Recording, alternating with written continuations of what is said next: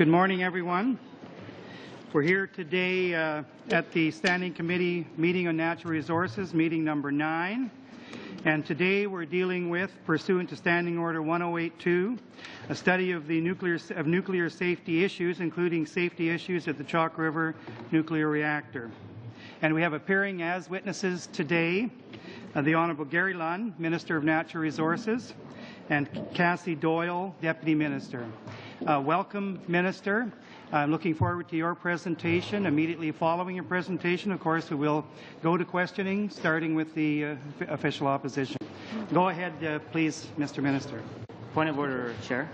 Yeah. Are we going to set a time for the Minister's presentation? The Minister will come with a reasonably length presentation. The witness for the meeting this afternoon has requested, and we've granted, a 15-minute presentation, and I'm sure the Minister's presentation will be right around the same time. Mr. Chair, thank you. My presentation, I believe, is about 20 minutes, but I'd be happy to stay a few minutes longer if that's required. Thank you very much, Mr. Chair. I appreciate the opportunity to appear before you today as Minister of Natural Resources to set out the facts that shut down of the NRU reactor at Chalk River. As I will explain in greater detail, the extended shutdown of the reactor threatened a national and international health crisis. This reactor supplies more than 50%. Excuse me, Mr. Minister, we have a point of order here. Madame de Bellefoy. I'm sorry. The interpreter indicated that she did not have the minister's text, and if she did have that, she could provide a better interpretation, and I would have a better understanding of the minister's message. So if the minister could please provide a copy to the interpreters, this would make my understanding a lot better. Okay, we will do that. The minister is doing that now. So we'll go ahead with the presentation. And sorry for the interruption, Minister. If you could just carry on, please. No, I understand completely. Thank you very much. This reactor supplies more than 50% of the world's medical isotopes, responsible for 25,000 medical procedures every day, crucial in the diagnosis of treatment of serious illnesses such as cancer and heart disease. Without these isotopes, many patients will face delays in essential treatment. Experts we consulted confirmed that a continued shortage of these substances would have meant life or death for some patients. The growing health crisis and the impasse between ACL and the nuclear regulator, the Canadian Nuclear Safety Commission, required that the government take all reasonable steps to find a resolution to this matter. The President of the CNSC is the Chief Executive Officer and is responsible for supervision over the direction of the work of the members and officers and employees of the Commission. At issue was the President's failure to manage the work in order to bring the matter for hearing before the Commission in an appropriately urgent fashion. The failure to consider fully, in a timely fashion, the serious consequences of the growing shortage of medical isotopes was of great concern to the government. Our review of her submission in response to my letter dated December 27th concludes that the manner in which the President exercised her executive role, and in particular her lack of leadership during the extended shutdown of the NRU reactor at Chalk River, does not meet the very high standard of conduct the government and Canadians expect from public office holders who are responsible for the executive management of institutions charged with safeguarding the health and safety of all Canadians. The Governor and Council has therefore reached the conclusion that the President no longer enjoys the confidence required of the President of the Canadian Nuclear Safety Commission. However, she remains a full-time member of the Commission. I intend today to outline in detail the steps I and my colleagues took to deal with this matter, culminating in the decision to introduce emergency legislation. Let me begin by providing you with a chronology of key events. On Sunday, November the 18th, the NRU reactor at Chalk River was shut down as part of routine maintenance. On Thursday, November 22nd, ACL sent a brief email to my department and an official in my office noting the shutdown was being extended. Also on that day, during a regular working level meeting between ACL, MDS Nordian, and an official from Natural Resources Canada, it was noted at this meeting that the scheduled outage could possibly extend into December. On Thursday, November 29th, an official from the CNSC sent an email to my department and to my office calling attention to a December 6th meeting of the Canadian Nuclear Safety Commission and attaching a report on the extended shutdown. On Friday, November 30th, Natural Resources Canada received details from ACL on the implications of what is described as a temporary shutdown on medical isotope supply. In fact, in that email, ACL stated they intend to restart the NRU by early December. Up until that day, there was no sense of urgency coming from either ACL or the Canadian Nuclear Safety Commission. On the following Monday, December 3rd, my office was briefed on the licensing and its potential implications for the health and safety of Canadians. It was at this point I was informed. Over the balance of the week, NRCan officials and I were fully engaged in a profound effort to resolve the problem. On Tuesday, December 4th, my Deputy Minister and officials had a conference call with ACL to obtain more information and understand more fully the magnitude of the problem. We were informed that the shutdown could extend into January 2008. My colleague, the Minister of Health, was also acting. On Wednesday, December 5th, his department contacted nuclear medicine specialists across Canada to assess how best to manage the growing shortage of isotopes. He was in contact with close to 800 healthcare facilities across Canada, including nearly 250 nuclear medicine facilities, in order to determine the extent and the impact of the shortage. He wrote to his provincial and territorial counterparts to engage them in managing the available supplies as effectively as possible to identify areas of special need. International contacts were made to assess the impact of the shutdown of the production for other countries and also determine the availability of additional supplies of isotopes for Canada. From the government's discussion with medical experts, it was obvious the isotope shortage was potentially very serious. Dr. Chris O'Brien, president of the Ontario Association of Nuclear Medicine, said the situation reminded him of his time in Uganda, when he had to decide who would receive medical care and who would not, based on that day's shortages. On Wednesday, December 5th, given the growing seriousness of the issue, I called the President of the Canadian Nuclear Safety Commission to urge the Commission to explore all possible options and to resolve the situation as quickly as possible. In my call with her, she offered no encouragement with regard to opportunities for addressing the growing crisis in a timely fashion. The President did indicate that if ACL submitted a proper safety case, the CNSC would review the case and render a decision. On Friday, December 7th, ACL sent a letter to the President of the CNSC stating that it was in the public interest to re-establish urgently the supply of medical radioisotopes and seeking the CNSC approval for the corporation's proposed one-pump solution based on its prepared safety case. This letter stated, and I quote, "The safety analysis conducted by ACL indicate that it is both possible and prudent to return the NRU to service safely and expeditiously. At this point, I asked my department to engage independent experts to provide an assessment on this safety analysis." On Saturday, December 8th, in light of increasing crisis in the health community, a reality that was captured on some front pages and at the top of newscasts across the country, I again contacted the President of the CNSC.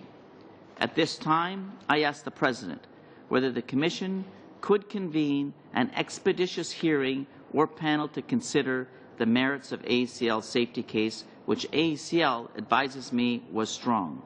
the President responded that ACL's safety case was deficient and that considerably more information would need to be provided before a Commission hearing could be convened. During the same call, I also posed the question whether the reactor would be safer with one pump operating than it had been before the outage. In response, the CNSC Director General of Nuclear Cycle and Facilities Regulation, who was also on the call, indicated that the reactor would be no less safe than it had been before. This same official would later testify before Parliament that, in fact, the one pump scenario would be safer than before. On Monday, December the 10th, the Minister of Health and I sent letters to the President of the Canadian Nuclear Safety Commission and the Executive Vice President of ACL, expressing our deep concerns regarding the impacts on the health of Canadians. That night, I was briefed by two nuclear experts who had been asked by NRCan to provide an independent assessment of the merits of ACL's safety case. I was advised that operating the reactor with one of the new seismically qualified pumps would make the NRU safer than it ever has been before. On Tuesday, December the 11th, the government conveyed a directive to the CNSC. It directed the Commission, in taking decisions on nuclear energy, to take into account the health of Canadians dependent on nuclear substances for medical purposes. As you know, later that day we introduced the emergency legislation. Immediately after Bill C-38 received royal assent, the NRU was put into startup mode. Let's summarize the facts that emerged from this chronology. 1. Canadians and indeed citizens of other countries faced a growing health crisis due to a shortage of isotopes. Independent medical experts were calling for urgent steps. 2. The operators of the reactor confirmed they could restart isotope production with no loss of safety compared to the NRU's previous 50-year history. In fact, ACL said they could operate the reactor even more safely than before with the one backup pump installed. 3. Independent nuclear experts engaged by my department agreed with the safety assessment. But that's not all. The CNSC's own staff, in their discussion with me and in testimony before Parliament, agreed the reactor could be operated just as safely as before it was shut down. 4. The CNSC made plain in its communications with the government that it was not willing to address the crisis in a timely fashion. This, despite the fact the statutory mandate of the CNSC is broad enough to take into account in the regulation of the production, possession, or use of nuclear substances, the health of Canadians for medical reasons depend on nuclear substances. The CNSC asserted that the decision of the CNSC to extend the shutdown of the NRU reactor was made by ACL alone and was entirely voluntary on their part. As the record shows, however, this is at odds with the statement she made at the CNSC public hearings on December the 6th. At that time, the President indicated that if ACL had not taken the decision it did, the Commission would have ordered the NRU reactor to be shut down. Finally, the President of the CNSC has said that ACL never submitted a complete safety case to support a license amendment, and that this information was required before the CNSC could schedule a hearing on the matter. The CNSC need not be a passive regulator. Its Chief Executive Officer could mobilize the powers within its legislation to put the CNSC in a position to act proactively and expeditiously. As CEO, when a crisis looms, one has to put their organization in a position to respond. Given the serious consequences to the health of Canadians, I would have been remiss in fulfilling my role as a Minister of the Crown had I not raised with the CNSC the growing health crisis. The numerous communications between myself and the President were all made in an effort to urge the Commission to consider all available evidence before it when balancing the array of risks, to ask the Commission to use its power to convene a meeting without delay. Now, Mr. Chairman, I would like to refer to another matter, the Special Examination Report on ACL by the Auditor General, which is done every 5 years.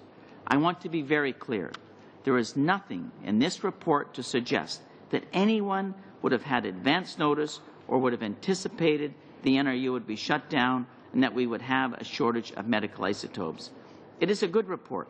The information contained in it reflected the long-standing problems facing the corporation, the long-term neglect of the funding to meet those challenges going back over 15 years, and the need to take a strong and determined approach in tackling them. Mr. Chairman, this is a situation that we inherited, but it is also a situation which I am proud to say we have taken decisive action as a government dating back to June 2006. At that time, we announced more than $500 million over 5 years to begin the cleanup of the nuclear legacy liabilities at Chalk River. This past June, we announced that we would proceed with a long-term strategy to deal with nuclear waste in Canada, as recommended by Canada's Nuclear Waste Management Organization. Over $45 million was provided in the last supplementary estimates to address the regulatory and health and safety needs at Chalk River.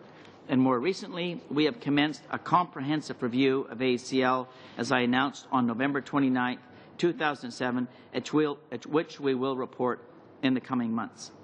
This event has underlined areas for improvement, and our government is acting.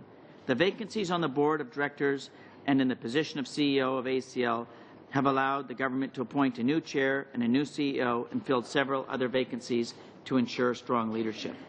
I have written to both ACL and to the CNSC to develop a new protocol to ensure the Minister of Natural Resources is advised immediately of any situation that may affect the health and safety of Canadians. A communications protocol between NRCan, Health Canada, ACL has already been developed. My department has also initiated a dialogue with MDS Nordion to ensure they too are involved. In conclusion, I would like to note that the employees of CNSC and ACL get up and go to work every day with professionalism and dedication to their work for the people of Canada. Our government appreciates their efforts and shares the goal of bettering the health and well-being of Canadians. It is the key objective that has motivated the Government of Canada's efforts throughout this unfortunate incident and will continue to guide our efforts to the future. Mr. Chair, I should also note I made reference to a number of emails dated November 22nd, November 29th, November 30th, and as well as a number of other documents. I'd be happy to table those documents that I can to the committee at this time for their information, and I would be pleased to take your questions. Thank you very much. That information, Mr. Minister, is in the binders that are being distributed right now? That is correct, and it is available in both languages. Thank you very much for your presentation. We'll now go directly to questions, starting with the official opposition. Mr. Alghabra for 7 minutes. Thank you, Mr. Chair, and if you allow me, I'd like a 30-second warning before my time runs out. Thank you. Minister, congratulations. You have made history. The case that you've done today will be taught in the history of law books about blatant political interference and how a minister can cross the line of interfering with a quasi-judicial tribunal. And if I were you, I wouldn't want to be part of that history. And in fact, I think the Prime Minister fired the wrong person today. Minister, do you accept the fact that the Nuclear Safety Commission in September 2006 issued a conditional license on 6 upgrades? First of all, let me just say, Mr. Chair, with respect to the comments on interference, in fact, I do not contend I interfered. In fact, this issue was so serious, we contacted both the ACL and the CNSC and communicated them at all times looking for solutions. In my discussions with the CNSC on December the 8th, what I did, in fact, was I asked the President of the Canadian Nuclear Safety Commission if she could put this matter on an urgent basis before the Commission. Obviously, you know, it's up to the Commission to make that decision, but obviously there was a serious issue.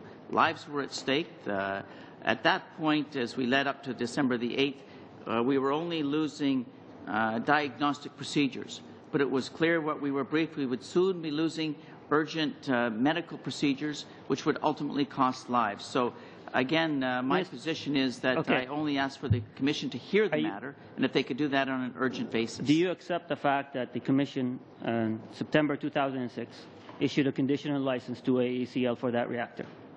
Well, there was, obviously, they have a license that's issued and renewed, and there are a number of facts out there, Mr. Chair, with respect to the license. In fact, and that part is in dispute, Mr. Chair, between ACL and the CNSC. ACL contends, in fact, it wasn't part of their license, and part of the documents that I tabled will show correspondence that demonstrates a number of communications between the two agencies. So, again, that part is in dispute. The fact remains Minister, that officials sorry, I have a limited time. I have a limited time. So, have you received the Auditor General report in September? Pardon me? Did you receive the Auditor General report in September? Oh, thank you very much, Mr. Chair. Yes, I did actually receive the report in early October. In fact, I welcome the opportunity to have a briefing from the Auditor General on that report. In fact, we discussed at our meeting the importance of having that disclosed to the public. Although this report was made, in fact, to ACL, and it was up to ACL to release that report, and I'm very pleased that they did. It was something that I believe they were intending to do all along. It did identify a number of problems, but at no time, it's very important to note that there's nothing in this report that could have led anyone to know about the potential, as I said in my opening statement, about the medical isotope shortage. What this report identified Minister, was I with have a respect limited time. to the... I understand your attempt to prevent me from asking all the questions I have, but I'm going to stop you every once in a while to ensure that I ask my questions. You say you were well aware, though, that the 50% of the isotope production is dependent on that reactor, right? Yes. Okay. So anything that goes on with that reactor is of great importance, whether it was last year or this year. Is that correct? You would have known that. Let me just respond. The reactor, it was a regular scheduled maintenance shutdown. They're very common.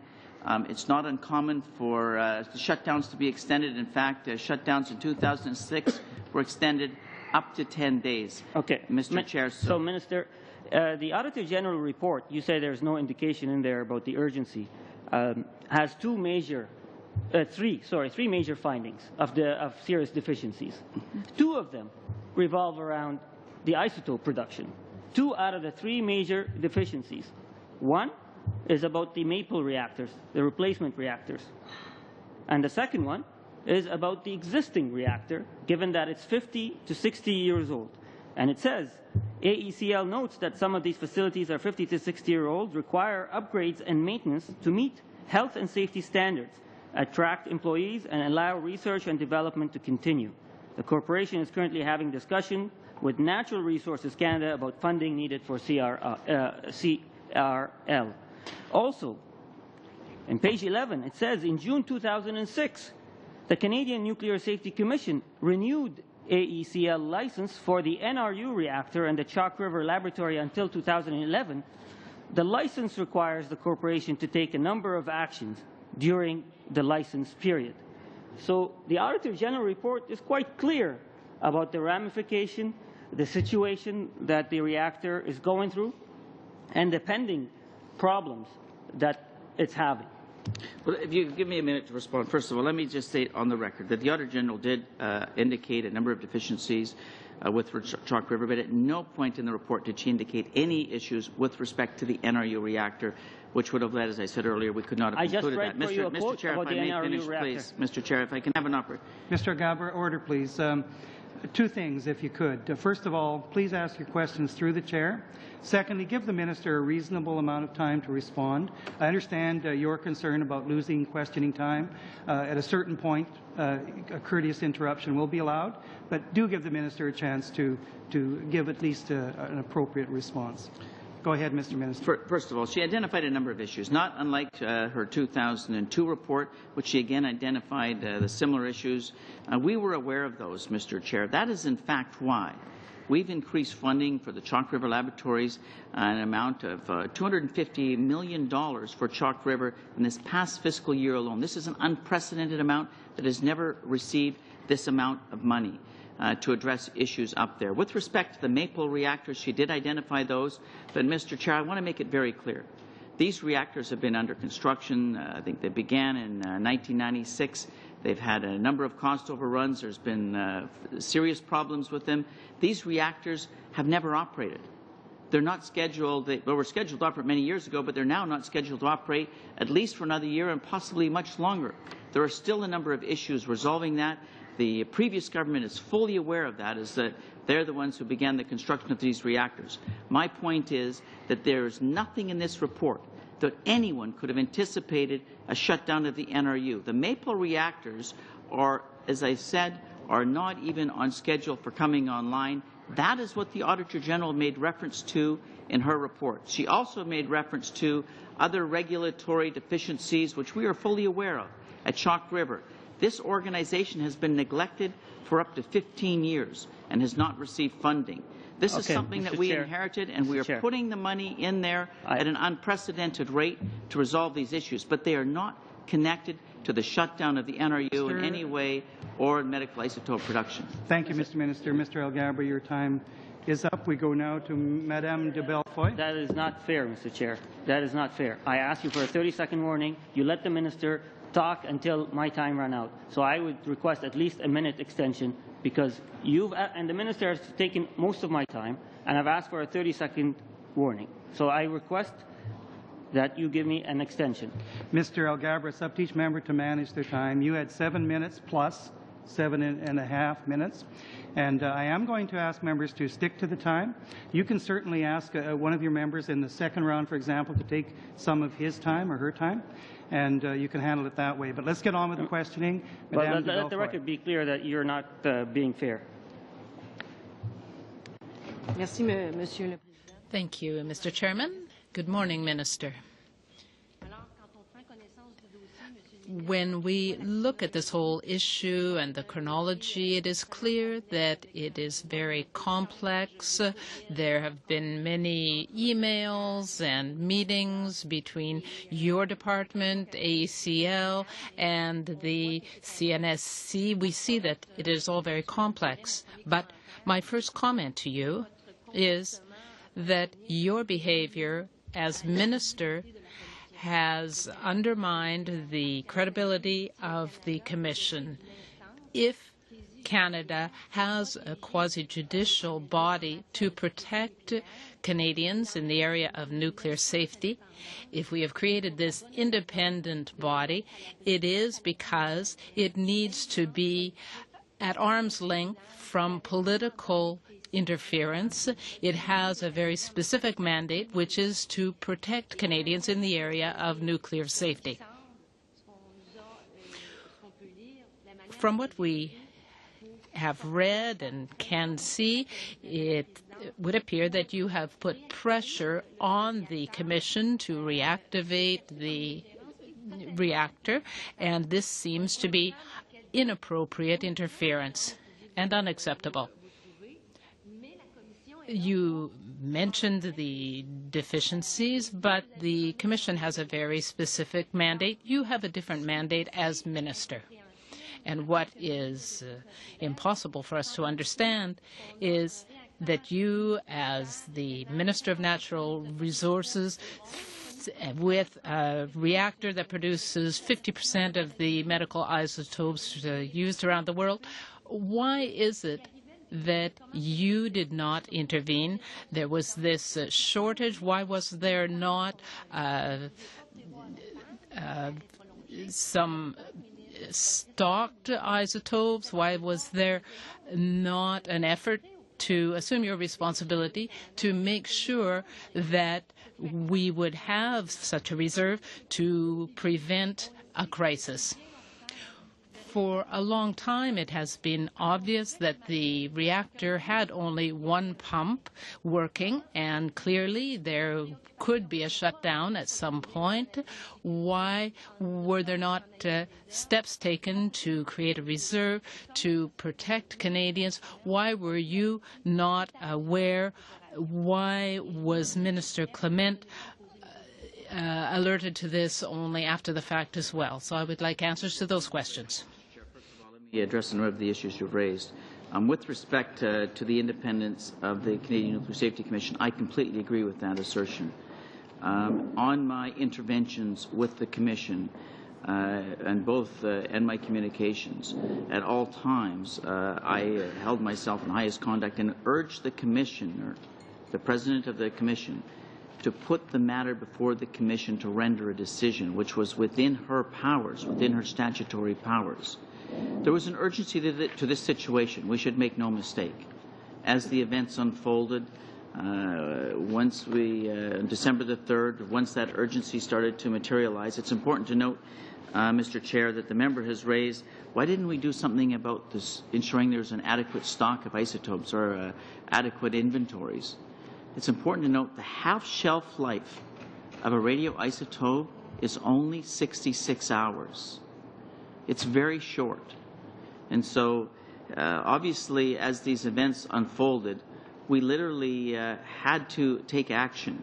When it became clear to myself and the government that, in fact, from the Canadian Nuclear Safety Commission experts, from ACL experts, and independent experts, that the reactor could be operated safer than it ever was before, then, yes, the events followed through and culminated to an act of Parliament, which every party agreed. So I just want to conclude, Mr. Chair, that our position is that the President and CEO of the Canadian Nuclear Safety Commission did not exercise her responsibilities, her executive powers, in her position as CEO and President throughout this process.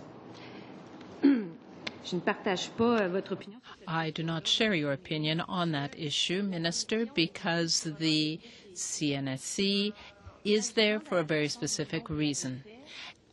By acting the way you did, you have shaken the confidence that people should have in this independent watchdog for nuclear safety. You have sown doubt regarding this body. People will be wondering whether it has the capacity in the future to protect our interests. A number of times you have indicated, and we have debated this, that nuclear energy is clean energy. There is talk of having a nuclear facility to provide power for the tar sands development, but how will we have confidence that that our safety will be protected? We need to make sure that the Commission can act in accordance with its own ideas and values, and make sure that they can do so in spite of politicians who may think differently from them. We know that the friction between the government and Ms. Keane has dated back to before this crisis. We know that she has expressed opinions that have made it more difficult to market our reactors in Canada. This is, in fact, someone who respects the law and does what she needs to do. As a minister, you know what the legislation requires. Why did you not come up with a plan B and respect the mandate of the Commission rather than confronting the Commissioner? You could have come up with another mandate. You could have said, I believe in the mission and the mandate of the... Your time is up. Minister, if you'd like to respond. First of all, thank you very much, Mr. Chair. Let me say unequivocally on the record, I would have been remiss in my role as a Minister of the Crown if I did not act and if I did not take the actions on behalf of our government. Mr. Chair, the issues that we took, the sequence of events, we believed, we contacted both the ACL and the CNSC, followed by a cabinet director, followed by an act of Parliament, when it became very clear at that point that the President of the Canadian Nuclear Safety Commission and CEO was not exercising her duties in that role and put this matter before the Commission, which we believe she has the statutory powers to do. Only at that point did we then bring a bill before Parliament and let Parliament decide who had an opportunity. It was also clear, Mr. Chair, had we not acted, that people would invariably have died for not having the availability of medical isotopes for serious cancer procedures, and we could not let that happen. We had to act, and we did. Thank you very much, Mr. Minister. And now from the New Democratic Party, Ms. Bell, for 7 minutes. Thank you, Mr. Chair, and heard from the Minister that he received the 2007 Auditor General's report. I just want to ask quickly if you received the 1996 and the 2002 Auditor General's special reports. Yes, in fact, Mr. Chair, we have received those reports. In fact, those reports, both the 1996 and 2002, have never been made public. But just for your information, they haven't been made public if you haven't been able to see them. But I understand ACL has put them on their website in the previous day or two and made them public, but they were not released prior to that. Thank you, Mr. Minister. And you mentioned that this is a long-standing problem, and I've asked for a full investigation into this. And do you agree that the issue needs a long, hard look by maybe Sheila Fraser or another eminent person? Also, would you agree that and I think you probably will, that this would eliminate any conflict of interest? We have seen here by the Liberal MPs who want to protect previous ministers who, for any perceived conflict that, if there was any perceived conflict of interest on past ministers, and that maybe any conflict that you or your department may have had in this. Well, first of all, let me say that the Auditor General's report, even in 2002, outlined these problems. There's been a chronic shortage of funding for ACL going back over 15 years. It is a serious problem. We have, as I said earlier, increased our funding to a substantial level.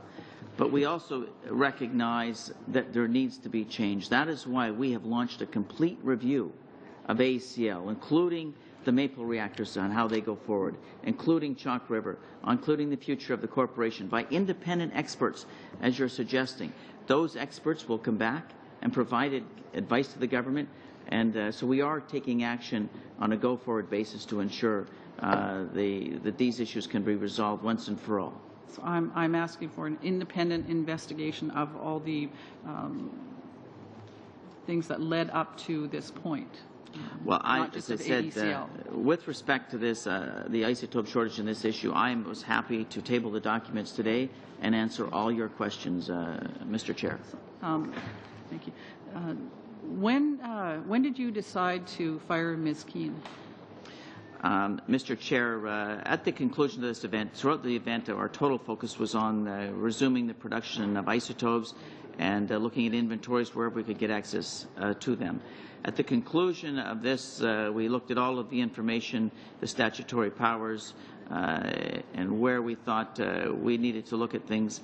At that point, I engaged and I wrote a letter to Ms. Keane on December the 27th.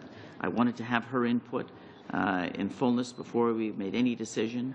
Again, I sent that letter to Ms. Keane, and unfortunately it became public, but once we received her reply and had an opportunity to examine her reply in fullness, only then did we make a decision that we do not believe that she fulfilled her duties, her executive powers as the President and CNO of the Canadian Nuclear Safety Commission, and that we have taken the action that we did. She has lost the confidence of the government with respect to her power, her executive powers as President and CEO of the Commission. Thank you, Gary. I guess the question was fairly specific. Yes. When, in fact, did you decide to fire Ms. Keane? I would say that we came to that final conclusion yesterday. And was your parliamentary secretary informed of this? No. Okay, thank you. So,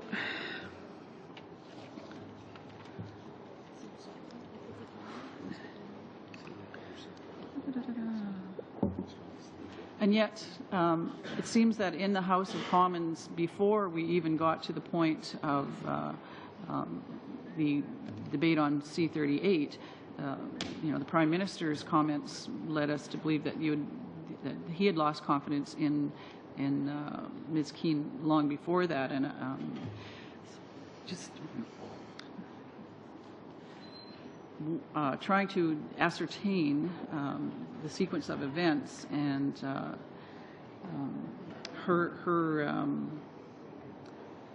commitment to nuclear safety, and your question to her, your directive to her to look at medical safety. And I just wonder, was that a shift in her responsibilities at the time, or was that something that was within her purview before? No, we believe she had that authority in her mandate, although she maintained that she did not.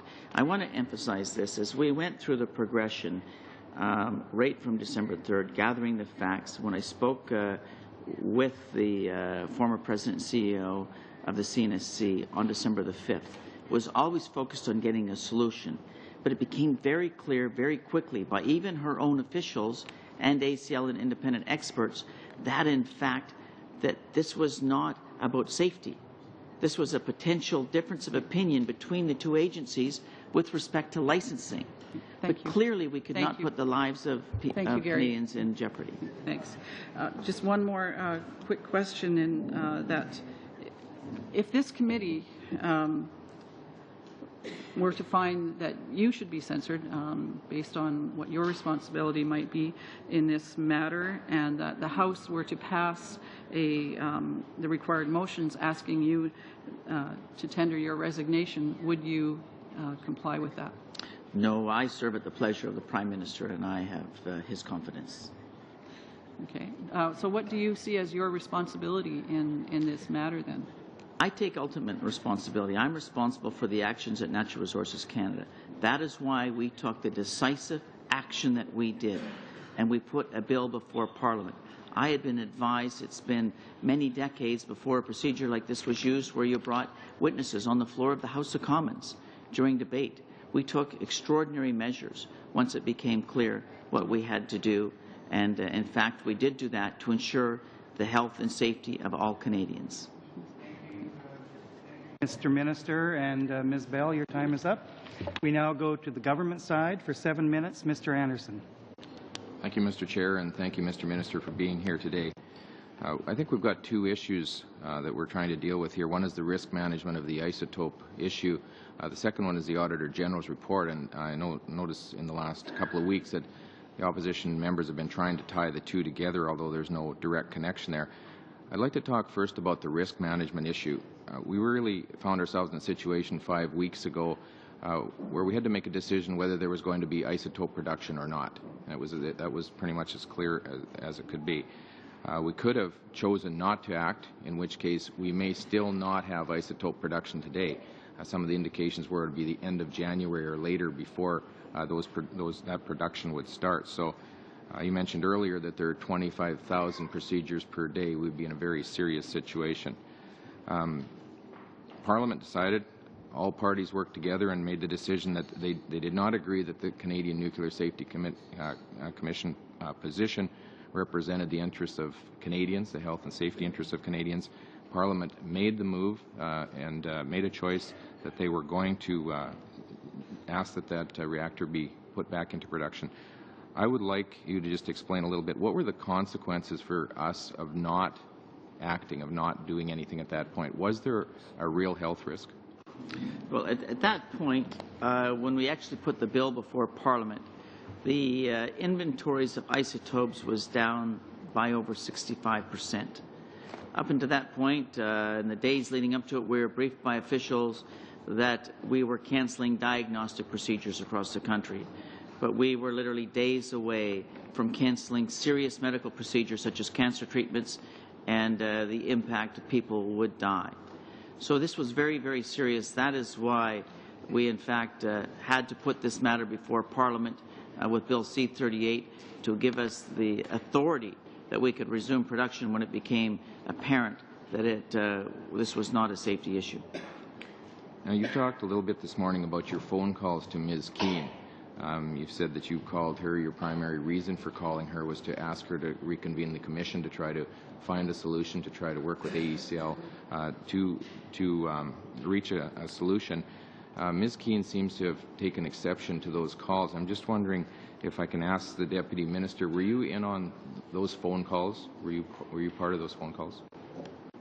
Mr. Chair, I was in attendance on the call, as were 3 other members of my executive team at NRCan. Can you give your version of those calls? I'm just interested in how you felt the calls went. Did the Minister treat Ms. Keane with respect and professional courtesy? Yes, the Minister conducted himself in an entirely professional way. He was obviously seized by the urgency of the situation, but he was canvassing Ms. Keane for information on the earliest possible date that the Commission could be convened to hear the case, on the status of AECL's safety case, and as well on the overall safety of the reactor, that is before the shutdown, and as well in the case that one pump might be reconnected. And his primary request to her was, in fact, a request that she reconvene the commission in order to try to find a solution to this. Is that correct? Chair, that is correct. Okay. I would think that it's hardly interference to actually ask someone to do their job.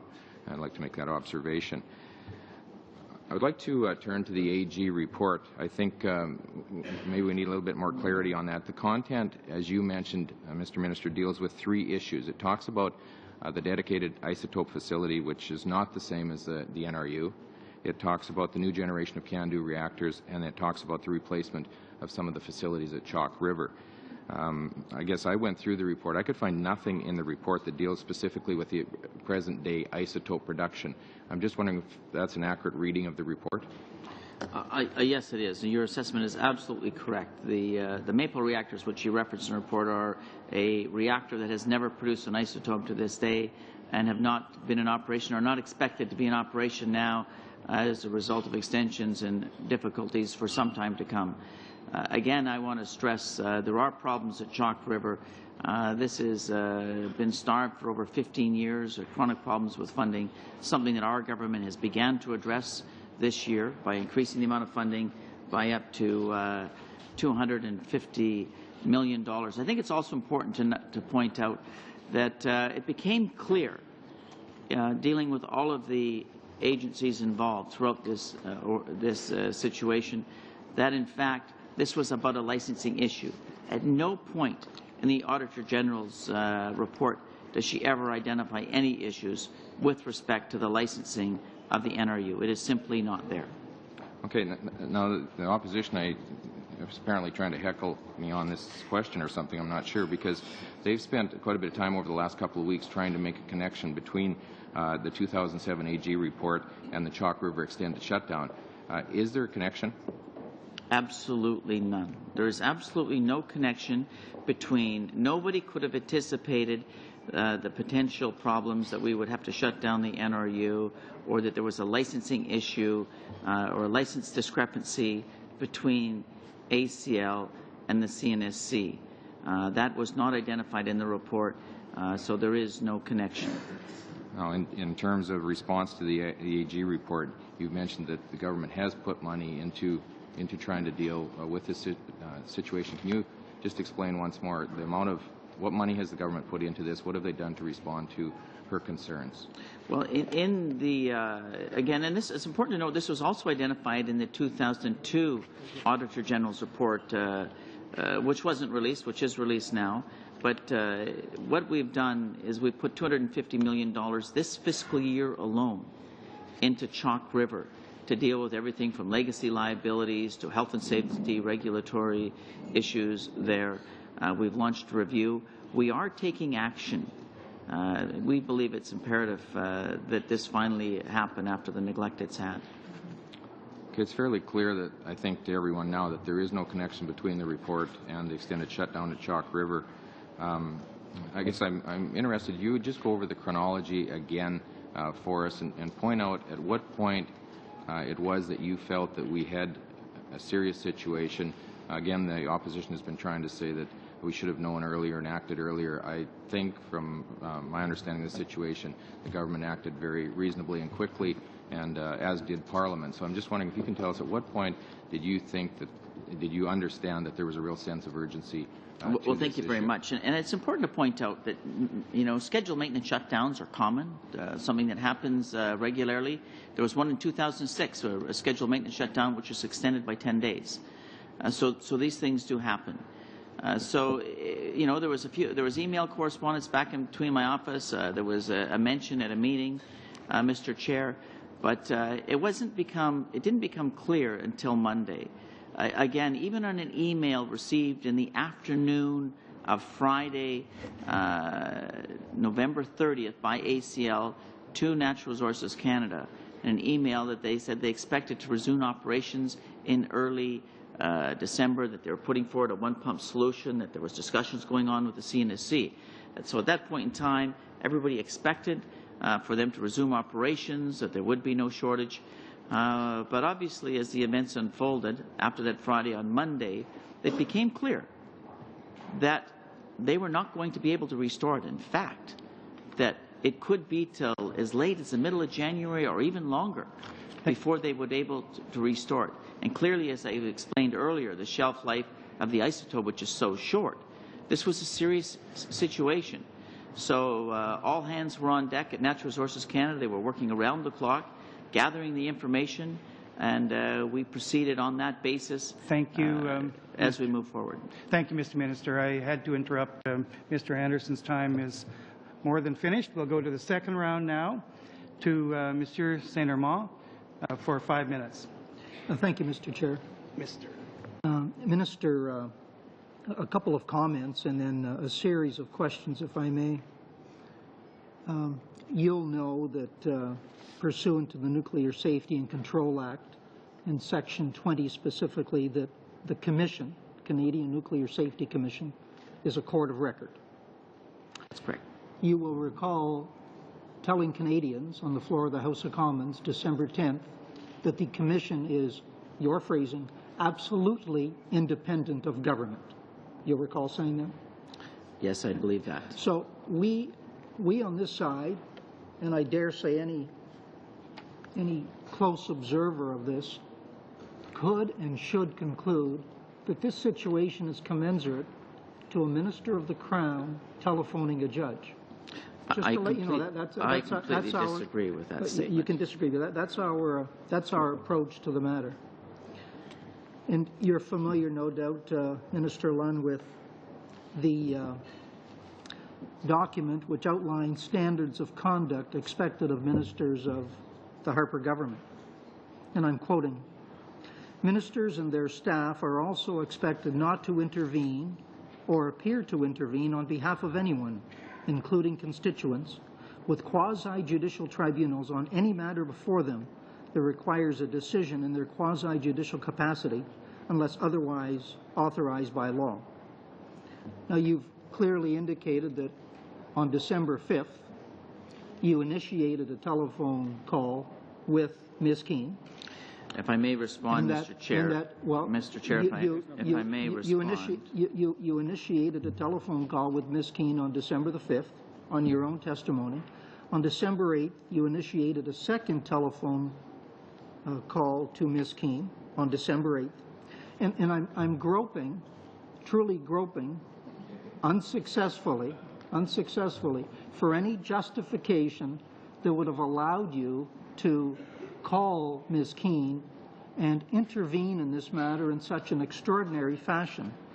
And I'm asking you to tell the committee, under what authority, under what legislative authority did you take the extraordinary step of calling the independent regulator, Ms. Keane, on both December 5th and December 8th? I see nothing in the legislation. I don't know if we're acting on advice from the Clerk of the Privy Council, advice from your deputy, advice from the Justice Department. But it certainly appears to me that you have clearly violated the provisions of Mr. Harper's Code of Conduct for Ministers? Oh, not at all, Mr. Chair. In fact, when I made these calls to Ms. Keane, it's completely appropriate for any Minister of the Crown to approach an agency head to obtain factual information or to deal with an administrative matter. In fact, I met with Ms. Keane on a number of occasions before this. But I want to make it clear, absolutely clear. And my call on December the 5th, I was there to find out the facts. Obviously, we had a situation and there was a sense of urgency that was unfolding. And it was important as a government that we obtain all the information. So, of course, I'm going to call the head of the Canadian Nuclear Safety Commission. And at the conclusion of that call, I said to Ms. Keane, there's no question, I said to Ms. Keane, I would like you to look at all possible options, and I'm doing the same with ACL, to explore all options. Any way you can assist to help resolve this matter, we believe is it in the public interest to all Canadians. Again, on December the 8th, in my discussions, and I want to stress there was a number of people on this call from both the Canadian Nuclear Safety Commission and Natural Resources Canada. This is just not a call between Ms. Keane and myself, but on the call on December the 8th, at no point, at any time, did I suggest to the Commission what decision they should make. My only suggestion was, and again I asked her, was there any possible way on an urgent basis that this matter could be put before the Commission? We believed that it was in the public interest of Canadians, and that is what I asked Ms. Keane to do. And again, we were assessing the facts. We were informed by ACL they had a strong safety case, that the reactor could be run. And so we wanted the CNSC's opinion on that. And their technical people on the call, on that very call, confirmed that, in fact, the reactor could be run safer than it ever has been before. So that was the intentions of my calls. It's completely appropriate. And it was, I would be remiss in my duties as a Minister of the Crown had I not called. Then you could be questioning me today for not calling. I had an obligation to call on behalf of Canadians. Minister Lunn, on December the 10th, you, along with Minister Clement, penned a letter to Mr. Petrunik, Can-Do Reactor Division. That's correct. Your phrasing: we are writing to you to express our strong concern that AECL allowed the reactor at Chalk River to become out of compliance with its operating license. So December 10th, the reactor was out of compliance with the operating license. In effect, you were directing Ms. Keane to allow that reactor to be started up again, clearly in contravention of the license.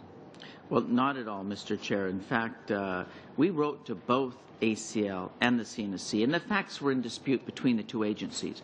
So we wrote letters to both agencies, again, in our progression to try to resolve this issue as the situation was becoming more urgent each day as it passed without the resumption of production of medical isotopes. So we wrote to both agencies, and again urging them to do everything they can to resolve this matter. I want to point to the record, Mr. Chair, that in fact it was Parliament.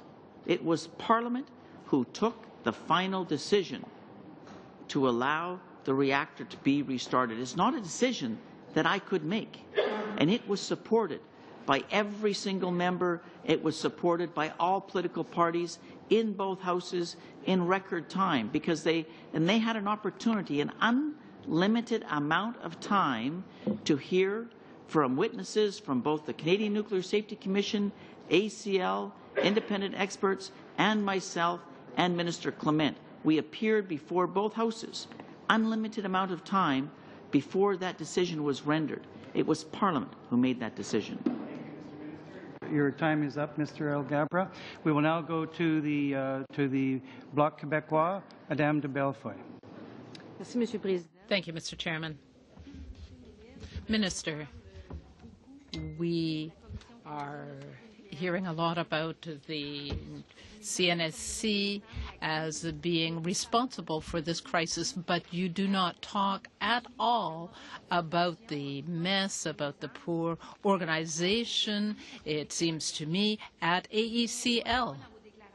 In your statement, you have said that AECL was out of compliance with its license, and that had been the case for 17 months. AECL knew that. The reactor is not safer now than it was before.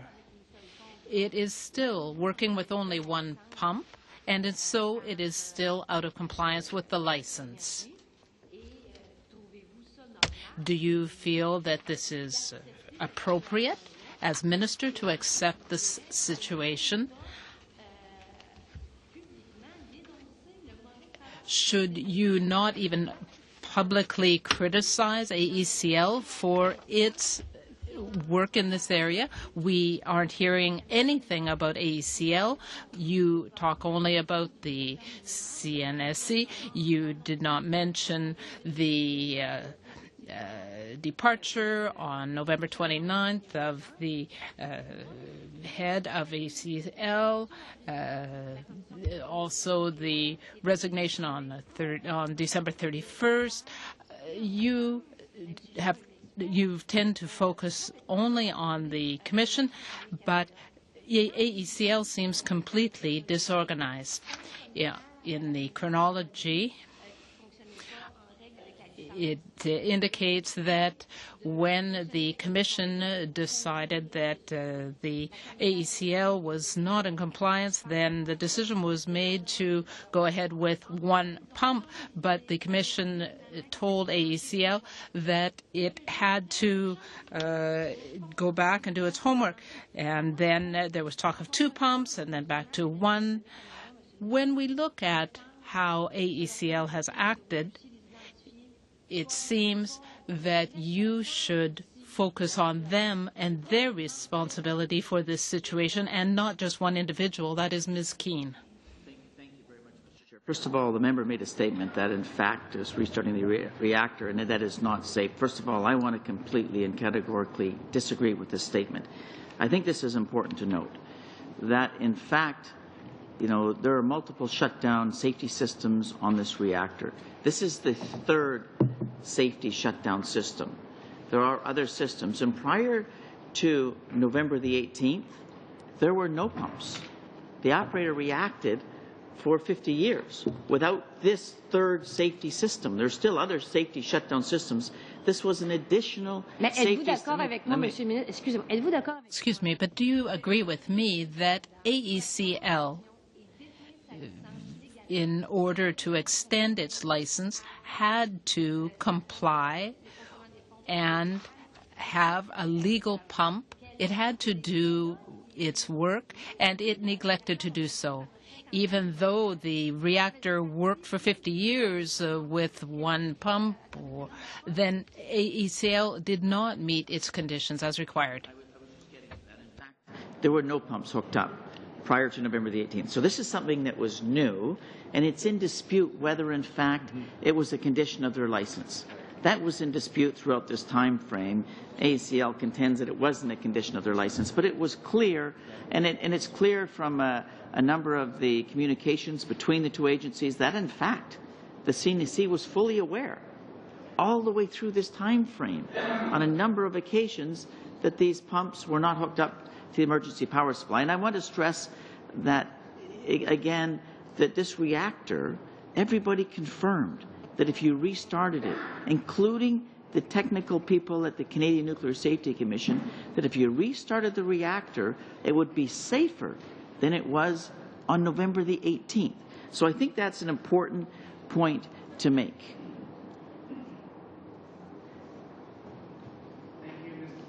You have 15 seconds, a very short question if you'd like. Madame de Bellefoy. Okay, sir. You finished? No, ça va. Okay.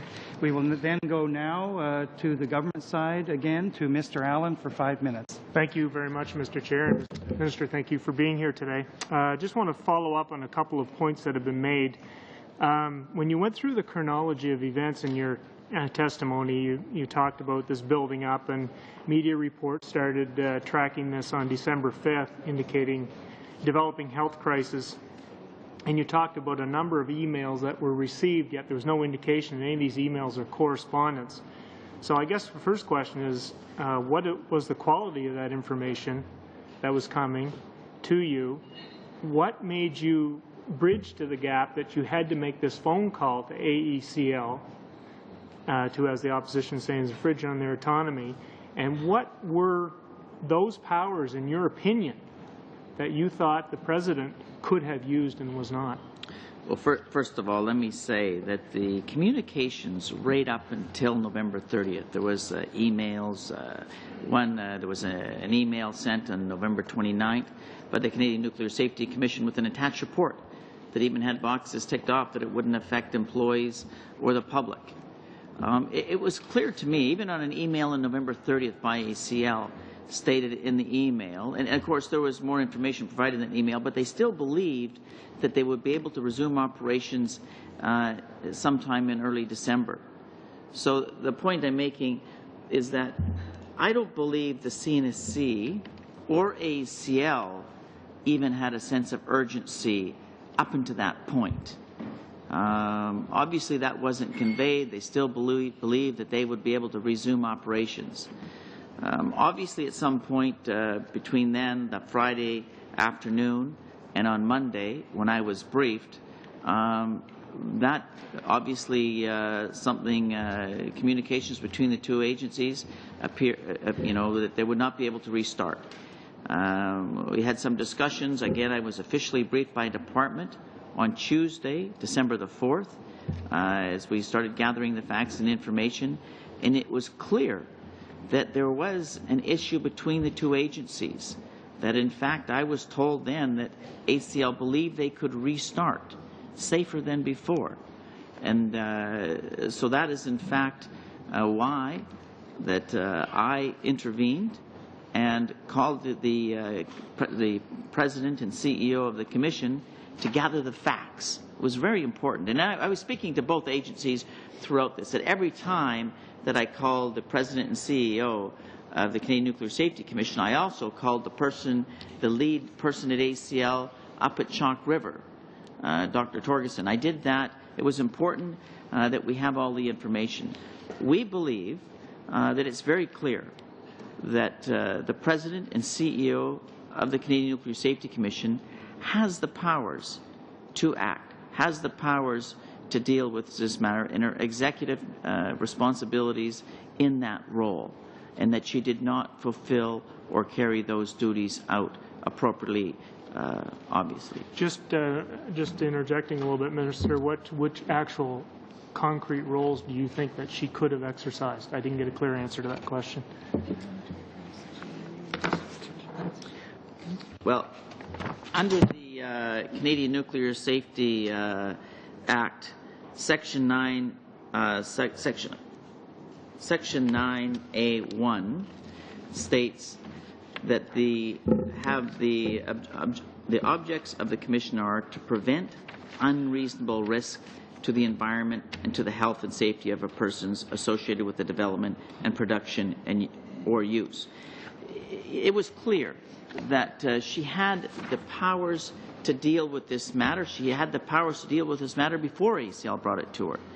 And obviously there was a dispute between these two agencies. ACL presented a safety case to the Commission or to the President of the CNSC, and they believed they had a strong safety case, and we were advised by the President and CEO of the Canadian Nuclear Safety Commission that she did not believe that they had a complete safety case. Again, as we gathered this information, what we wanted, or what I was encouraging the Commission, the President, was to put the matter before so a decision could be rendered. But it appeared, obviously, that that was not going to happen through the progression of our communication, which ultimately ended up bringing a bill before Parliament was the only way. And clearly, had we not acted, there is no question in my mind that people would die. Mr. Minister, I'd like to ask about NRCan's responsibilities in this. And you'd think with a reactor supplying over 50% of the world's isotopes that the department would have some sense of urgency on this, and when you started getting correspondence in, that you'd realize there was a problem. And Mr. Allen, your time is up, so a very quick question and a very short answer from the minister, please. Why wouldn't the department have done in their communication protocols alerted you to this? Why don't I let the Deputy Minister answer that?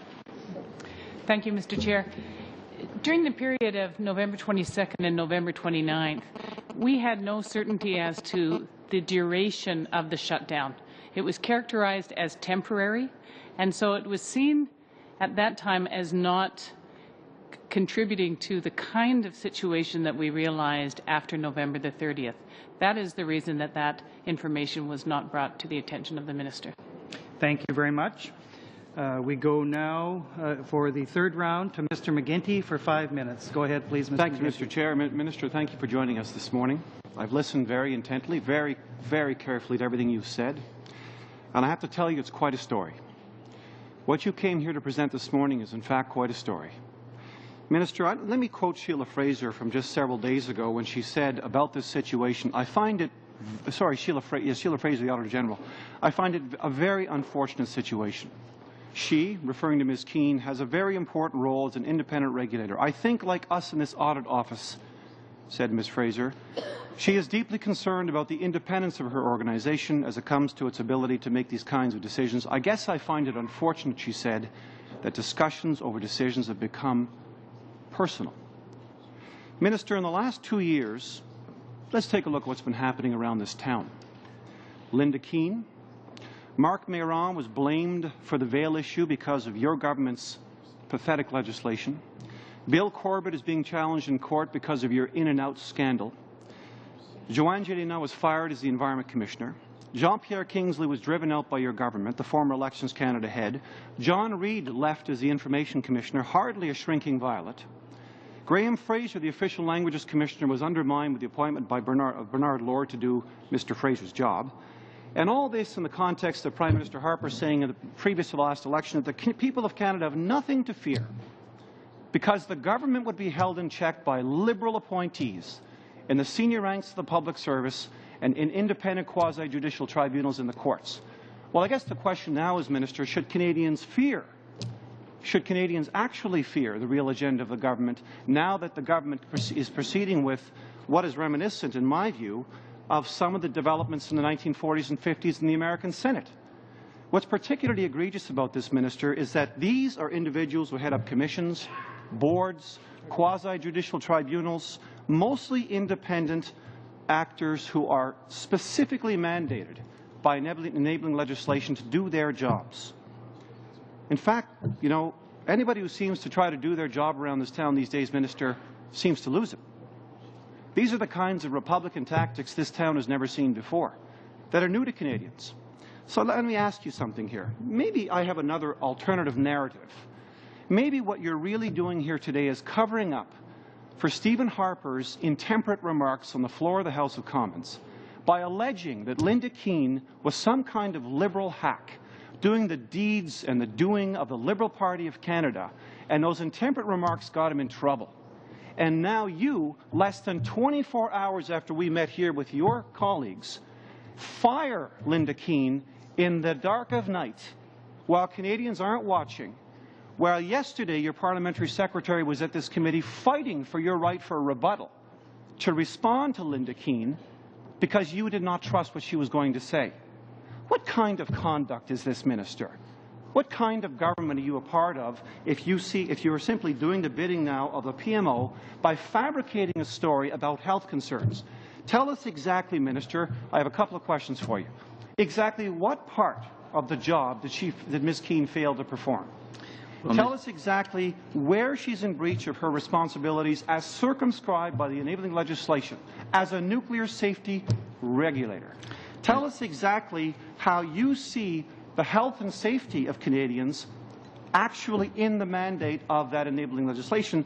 And then also tell us, please, can you point to a section of the Act that states that it's the Commission's responsibility to ensure that MDS Nordion can meet its sales demands? Can you tell us where there's a legal international obligation for Canada to supply medical isotopes to the United States and other nations? Come on. Every Canadian is watching you now, and they see this story, and they don't believe you. They don't believe your government, and we believe you're covering up for Prime Minister Stephen Harper's unfortunate and intemperate, yet revealing remarks about a senior regulator in the Government of Canada. Dites-nous clairement, Monsieur le Ministre.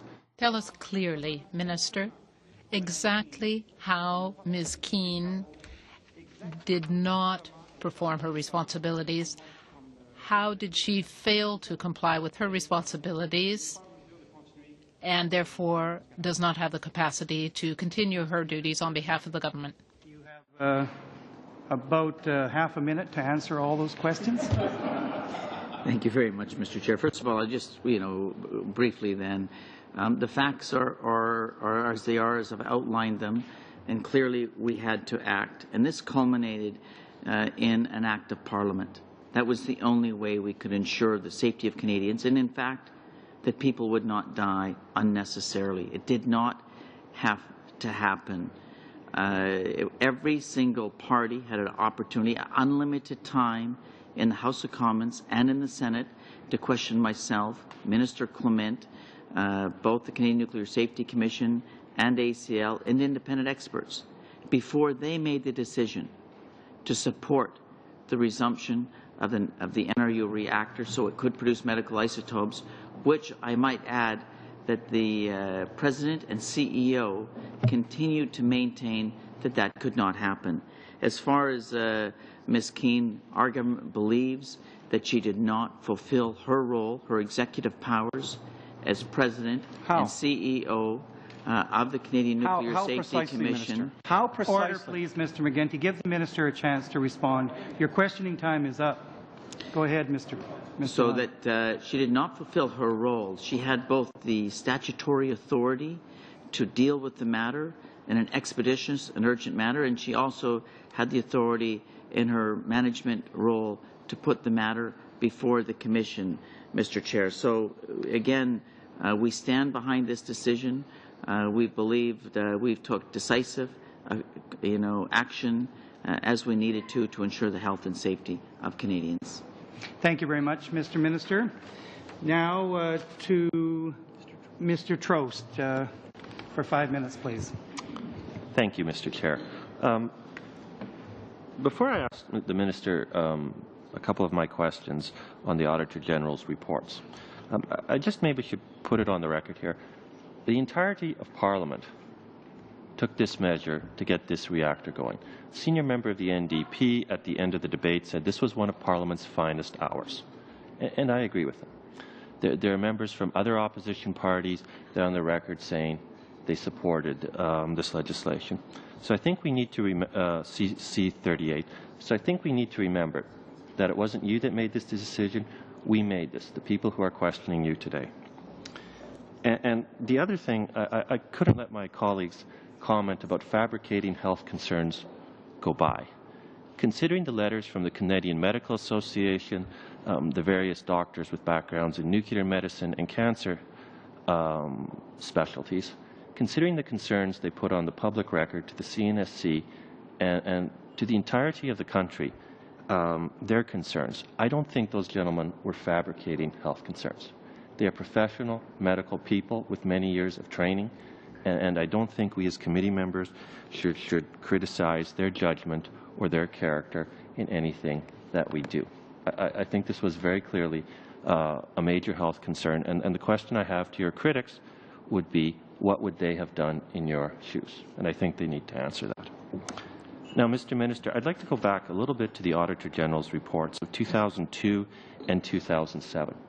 Now, my understanding is that in 2002, the Natural Resource Minister at that time did not meet with the Auditor General to discuss her report. You did in 2007. Was your practice unique? Why did you think it was important? Do you have any idea why previous ministers refused to meet with the Auditor General concerning her reports? I can't answer on their actions. In fact, at the time, both the previous two reports, these reports, I think it's important to note that these reports are reports that are done on all Crown agencies. The Auditor General does review once every 5 years. So this is something that she's required to do, both in the 1997 and the 2002 reports. In fact, haven't been released. But the 2002 report identified a number of issues with respect to Chalk River, with respect to ACL, with respect to lack of funding. I was aware of those in the very early days when I took office. I was briefed by my department in some of our discussions of issues that we need to deal with, and we believe we have taken decisive action. When the Auditor General wrote the 2007 report, I was briefed in early October. Okay. This is a report to ACL, Yes, I welcome that report, and I look forward to its release. Mr. Minister, I understand that. Now, in the report, they said, the Auditor General said, and I quote from the front page of the report, "We did not do a technical assessment of the safety and security of the corporation's nuclear research facilities or waste management practices as they are monitored by the Canadian Nuclear Safety Commission." So nothing in the 2002 or 2007 report had anything to do with technical safety. The CNSC is the only body that reports to you on those sorts of issues. Is that correct? That's correct. So there was nothing anywhere in these that had anything to do with the 7 safety upgrade issues and the dispute about the 1. Nothing at all. That is absolutely correct. Okay.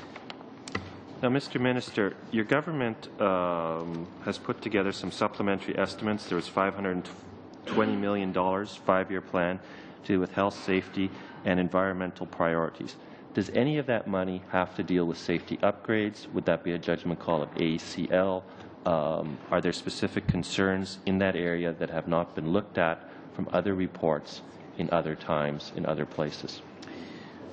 Well, thank you very much, Chair. In the last fiscal year, 2007, 2008, there was 103.7 in the original estimates, plus an additional 108 million in the supplementary A estimates, for a total of $323 million last year alone that went to ACL. 250 million of this was dedicated to the Chalk River laboratories. At so no 250 upgrades specifically for this area's infrastructure, Yes. safety, etc. Yeah, that's good. And there was a number of issues they were dealt with, everything from legacy liabilities to address regulatory health and safety. There was additional money for the new ACR 1000 for the development of that technology, as well as other funds. But it is really important to note that at no point was there ever any funding issues with respect to doing, upgrades or any work on the NRU. This is not at all a funding question whatsoever. Not the situation surrounding the isotopes has absolutely nothing to do with funding. That is true. And Mr. Minister, we now go to Mr. Algabra from the Liberal Party. Thank you, Chair. Minister, it's clear that you're working really hard to cover for AECL senior management, and because they fall under your jurisdiction, so you're ultimately responsible. And the more you highlight the urgency of the medical isotope, the more you clearly highlight your incompetence and not knowing about what has happened over the last year and a half. So the more, and you admitted that the NRU was the only producer, or 50% of the market, international market and domestic market. So you should have known about this. This was was within your ministerial jurisdiction. We have now the Auditor General report, and the cover letter says that it's in our view that this report contains information that should be brought to the attention of the Minister of Natural Resources. Minister, we have a quote from you on November 22nd in front of our committee. The NRU reactor there produces medical isotopes. There are some health and safety issues there that have been overlooked for some time. They require some funds to meet those regulations, and as a government, we have to provide the resources to do that. They have been ignored for a long time. Obviously, they meet minimum safety standards, but they need to become compliant with other health and safety standards, and we have to address that. So this is November 22nd. We have Mr. Burns, who was appointed by you, who is a former Alliance fundraiser, saying that he briefed you on this matter on November 22nd. He says he also submitted his resignation on November 29th in frustration because of your inaction. We also know that you left AECL without a CEO for a year, at least a year. there were ample opportunities for you, Minister, to act within 18 months to prevent this problem from happening. Your plea of ignorance is not an excuse. You should have known, Minister, this was within your ministerial jurisdiction. And it's even worse if you knew and didn't do anything, because it's negligence. So, Minister, how can you explain, knowing that how serious the production of isotope was, how can you claim that you didn't know until November 4th, even though you had such ample opportunity to do something about it, and we have many evidence to tell us that you knew about it or you briefed on it? Thank you very much, Mr. Chair. Let me address a number of assertions that are completely false. First of all, number one, I was not briefed on November 22nd at all. In fact, the department received a brief email. It was 4 lines long, advising that the NRU, that the scheduled maintenance shutdown would be extended, possibly into December. With respect that there was no CEO, this is not true, Mr. Chair. In fact, the CEO was retired, and during the interim until we appointed a new CEO, there was an acting CEO that was in place. Mr. Chair, with respect to Mr. Burns' retirement, Mr. Burns conducted himself in an enabling manner, and in fact, he had indicated his intentions to me I believe in early November, that his intentions were to retire. So again, there was no connection. With respect to the Auditor General's report, identifying, and as my testimony before committee, it is absolutely true. There are issues at Chalk River. There are health and safety and regulatory concerns at Chalk River. They've been identified for some time. That is why we have more than doubled the amount of funding to ACL for Chalk River to begin dealing with these issues that have been neglected for literally over a decade. We are putting these funds in to have these, but I want to stress, at no point are any of these issues surrounding the NRU reactor, or were there any shortage of funds. There is no way that any of this is connected to this at all. I appreciate the member, for his own reasons, is trying to make the connections, but they are simply not true. You have about a minute, Mr. Algaba. Thank you, Mr. Chair. Minister, again, I think your plea of ignorance is not acceptable here. This is under, and here's the interesting part here. You're blaming an independent quasi-judicial that you have no authority over, but you have yet to do anything with AECL, because you know if you put the blame on AECL senior management, you are accepting responsibility yourself. I had, by the way, 2 calls from 2 separate employees of AECL. They told me the morale at AECL is low. They told me that the government has been neglecting serious issues at AECL. Minister, you need to accept that responsibility. When you talk about holding people to account, why don't you start with yourself first? Why don't you accept responsibility that your inaction has forced Parliament to intervene? Your inaction to resolve this issue has forced Parliament to pass a law that if you had acted sooner, we wouldn't have had to have shortage of isotopes, and we would have been still in compliance with the Nuclear Safety Commissioner regulator. That is the standard that is accepted. And if there is, let me tell you something, if there is a regulator that I expect to adhere to the letter of the law, it is the Nuclear Safety Commission. So, Minister, your inaction has put us in this position, and it's unfortunate that you're blaming someone else for your failures. Well, Mr. Chair, let me respond. Mr. Minister, go ahead. Thank you very much, Mr. Chair. Let me respond firstly by saying it was precisely the action of our government that prevented potentially people dying from an unnecessary shortage of radioisotopes that never had to happen. Never had to happen.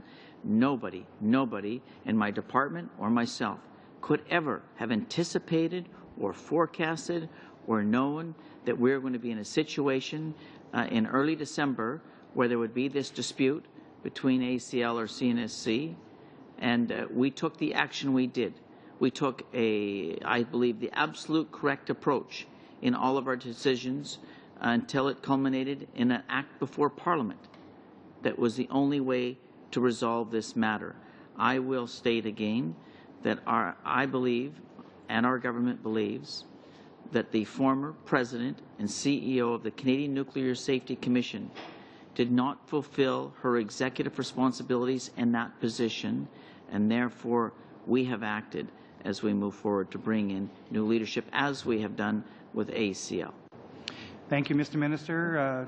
To the government side again, Ms. Gallant, 5 minutes. Mr. Chairman, and through you to the Minister.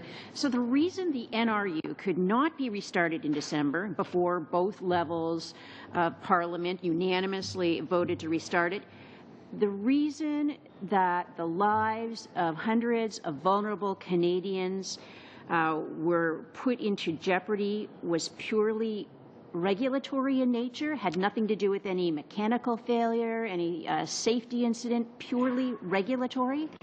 Yeah, it was a dispute with respect to the license between the two agencies. That became very clear as the facts unfolded. There was no question about that. But it is also very clear, and as before Parliament, that all agencies, the Canadian Nuclear Safety Commission, ACL, and independent experts testified that, in fact, this new third shutdown system would be, if we resumed operations, that the state it was at, it would be able to operate safer than it ever has been before in its 50-year issue.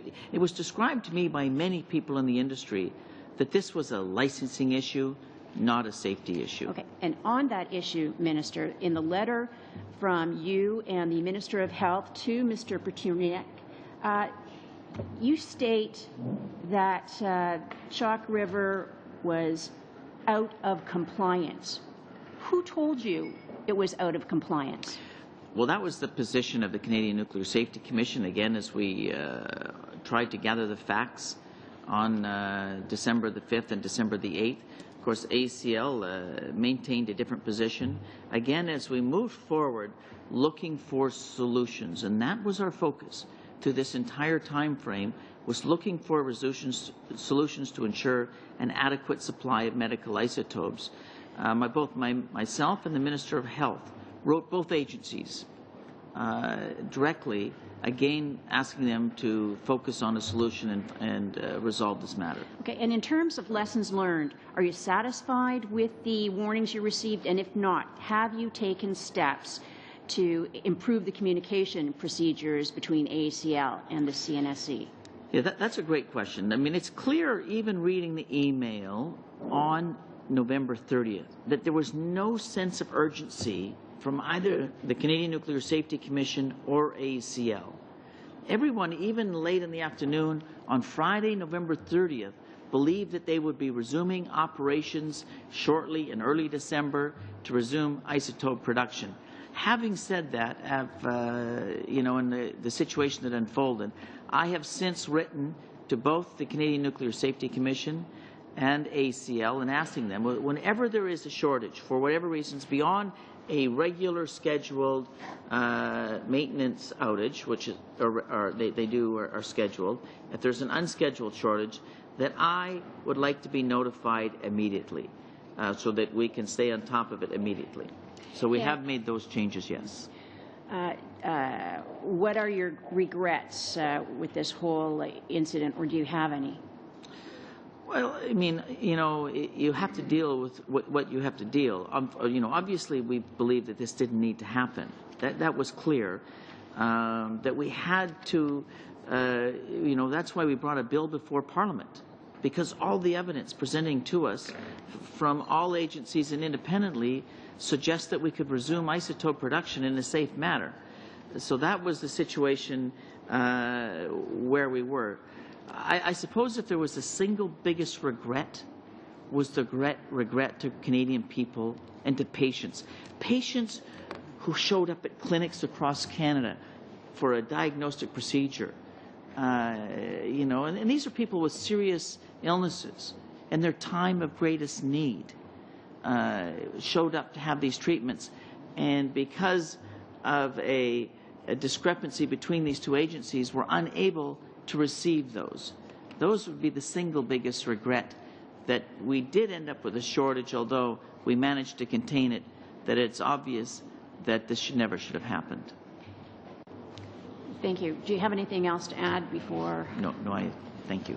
Thank you. Thank you, Ms. Gallant. Mr. Minister, we go now to the official opposition, Mr. Prue. Merci, Monsieur le Président. Merci. Thank you, Mr. Chairman. Thank you, Minister, for being here with us this morning. Minister, you said earlier that you had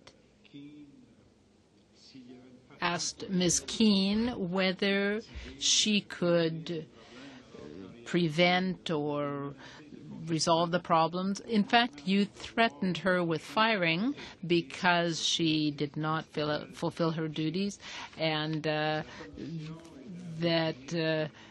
this was in keeping with your ministerial duties. This is an independent organization. You have you work under the Prime Minister, but the Minister cannot give orders to the Commission. Minister, I would like to have brief responses to a few brief questions. Your letter to Ms. Keane of December 27th, I find this a little bit strange, but of course you can work right after Christmas if you like. When was that letter written that was sent on December 27th? I just started days before Christmas with myself and the officials, and was Justement, sent. qui vous a aidé à rédiger cette lettre? Who did help you write the letter, Minister? I had support from my officials and staff in my office, but I stand behind everything I wrote in that letter. It was my letter. Qui au bureau du Premier ministre? Who in the Prime Minister's office approved the letter, Minister? Well, I can say I wrote the letter with support of my office and my officials. I stand behind everything in that letter. Là n'est pas la question, Monsieur. I'm sorry, that wasn't the question, Minister. My question is who in the Prime Minister's office approved the letter? My deputy minister can possibly answer that, but she would have received support from other agencies. But if I can direct that to her, the support she would have received in providing assistance to me to write that letter. Monsieur le Président. Mr. Chairman, the Minister is avoiding my question, but the question is very simple. Who in the Prime Minister's office approved the letter? Approved of this letter, Mr. Minister. Again, I don't. This was my letter. This was my letter under my signature. I'm sure there was communications between the departments. The deputy could answer that. I have no doubt that the Prime Minister probably read the letter himself. I don't know that. I never had any conversations with him or with anybody in his office with respect to this letter. But it's, Mr. Chair, I can say that this letter was under my signature. I wrote this letter with the support of my officials and my staff, and I believed it was the appropriate course of action. Mr. Chairman, the Minister has answered that question. I have one last question for him. Answer. He had already answered, Mr. Chair. Very good. Go ahead, Mr. Monsieur le Ministre, qui a fait couler? Minister, who leaked the letter to the media, this December 27th letter? Who leaked it to the press? I have no idea who could have leaked it. I'm assured that it did not come from my office. That was an unfortunate incident, and I understand that the RCMP and the Privacy Commissioner have been called in, which I support. Of course, this was a protected letter. It was a confidential letter. It was stated right on the letter, and it was never intended to be disclosed in this way. But I can assure you that it was no one from my office that would have leaked this letter. Alors, en résumé, il y a 2 points. Premièrement, so, just to sum up, you do not know who leaked the letter, but to your knowledge, the letter was not approved by the PMO. Is that correct? No, what I said is I signed the letter and I'm responsible. And again, let me turn the microphone, if I may, Mr. Chair, over to the deputy. She could answer the support they would have received in providing support to me. Mr. Chair, I apologize, but I don't need that. My question was in regards to the Prime Minister's office, and I'm short on time. So I respect the Deputy Minister, but my question was to the Minister. I would like to ask him a final question. Mr. Prue, the Deputy Minister will have a chance to respond. Thank you. Why? Go ahead. Why, Mr. Chair? What is she going to answer? What's she going to answer? I've already got an answer from the Minister. Mr. Prue, it's at the you're running my discretion of the clock now, Minister to Mr. Chair. decide how to answer. Go ahead, or who who will answer in this case. Go ahead, please. Thank you, Mr. Chair. I would just add that the appointment of the chair and president of the CNSC is a senior appointment, and we certainly received input from Justice, PCO, on the crafting of that letter. Mrs. Doyle, who approved the letter at PMO? I have no knowledge of who. Who approved it in PCO then? The head of senior personnel in PCO. And who might that be? Patricia Hazard. Thank you. Monsieur le Ministre. Minister, in this issue, the CNSC did its work and required that the reactor be closed down for maintenance and that it not be started up until the work was done. If there were problems, we would have to look at the AECL. The head of that organization was appointed by your people and resigned at the end of the year. Why should AECL have been able to operate the reactor for months without the work having been done? Mr. Chair, it's been disclosed that there was a dispute between the two agencies. In fact, a number of documents have come forward that shows that both agencies, both the Canadian Nuclear Safety Commission, were fully aware that, in fact, it was in its current configuration and it was allowed to continue. The reality that we faced in early December, again going back to the testimony of all the experts, that this could operate safely, in fact safer than before, and that it was unnecessary to put the lives of Canadians in jeopardy. Obviously, the connection of this third backup power system is ongoing and will be completed. I understand it's ahead of schedule, but in fact, those were the facts that presented to us, and we had to deal with them as a government, and we did, for the benefit of all Canadians to ensure their health and safety. Thank you very much, Mr. Minister. We go now to the Bloc Québécois. Madame de Belfi. Thank you, Mr. Chairman. I would like a yes or no answer. Right now, is AECL operating the NRU in compliance with its license? Yes. So you are on side with AECL, which questions the conditions that were imposed by the CNSC for the extension of its license, because that is where the dispute lies. Absolutely right, dispute. There is a dispute between the two agencies, and Parliament passed an act that allowed them to operate in its current configurations with only one of the two new, or the pumps hooked up to the new emergency power backup system. So in that case, yes, they are in compliance. That is the only, to resolve the dispute. To resolve the dispute between the two agencies, to allow them to operate. That is why we passed Bill C-38. I'm sorry to interrupt you, Minister. I do want to say that Parliament supported this legislation, not because we felt that the CNSC had not done its job properly, but because we were torn between two evils and we chose the lesser evil. So you cannot support what you are saying with the vote in the House and the Senate. It was very difficult to oppose that legislation, but at no time did we doubt the work or the competence of Ms. Keane. I wanted to make that comment.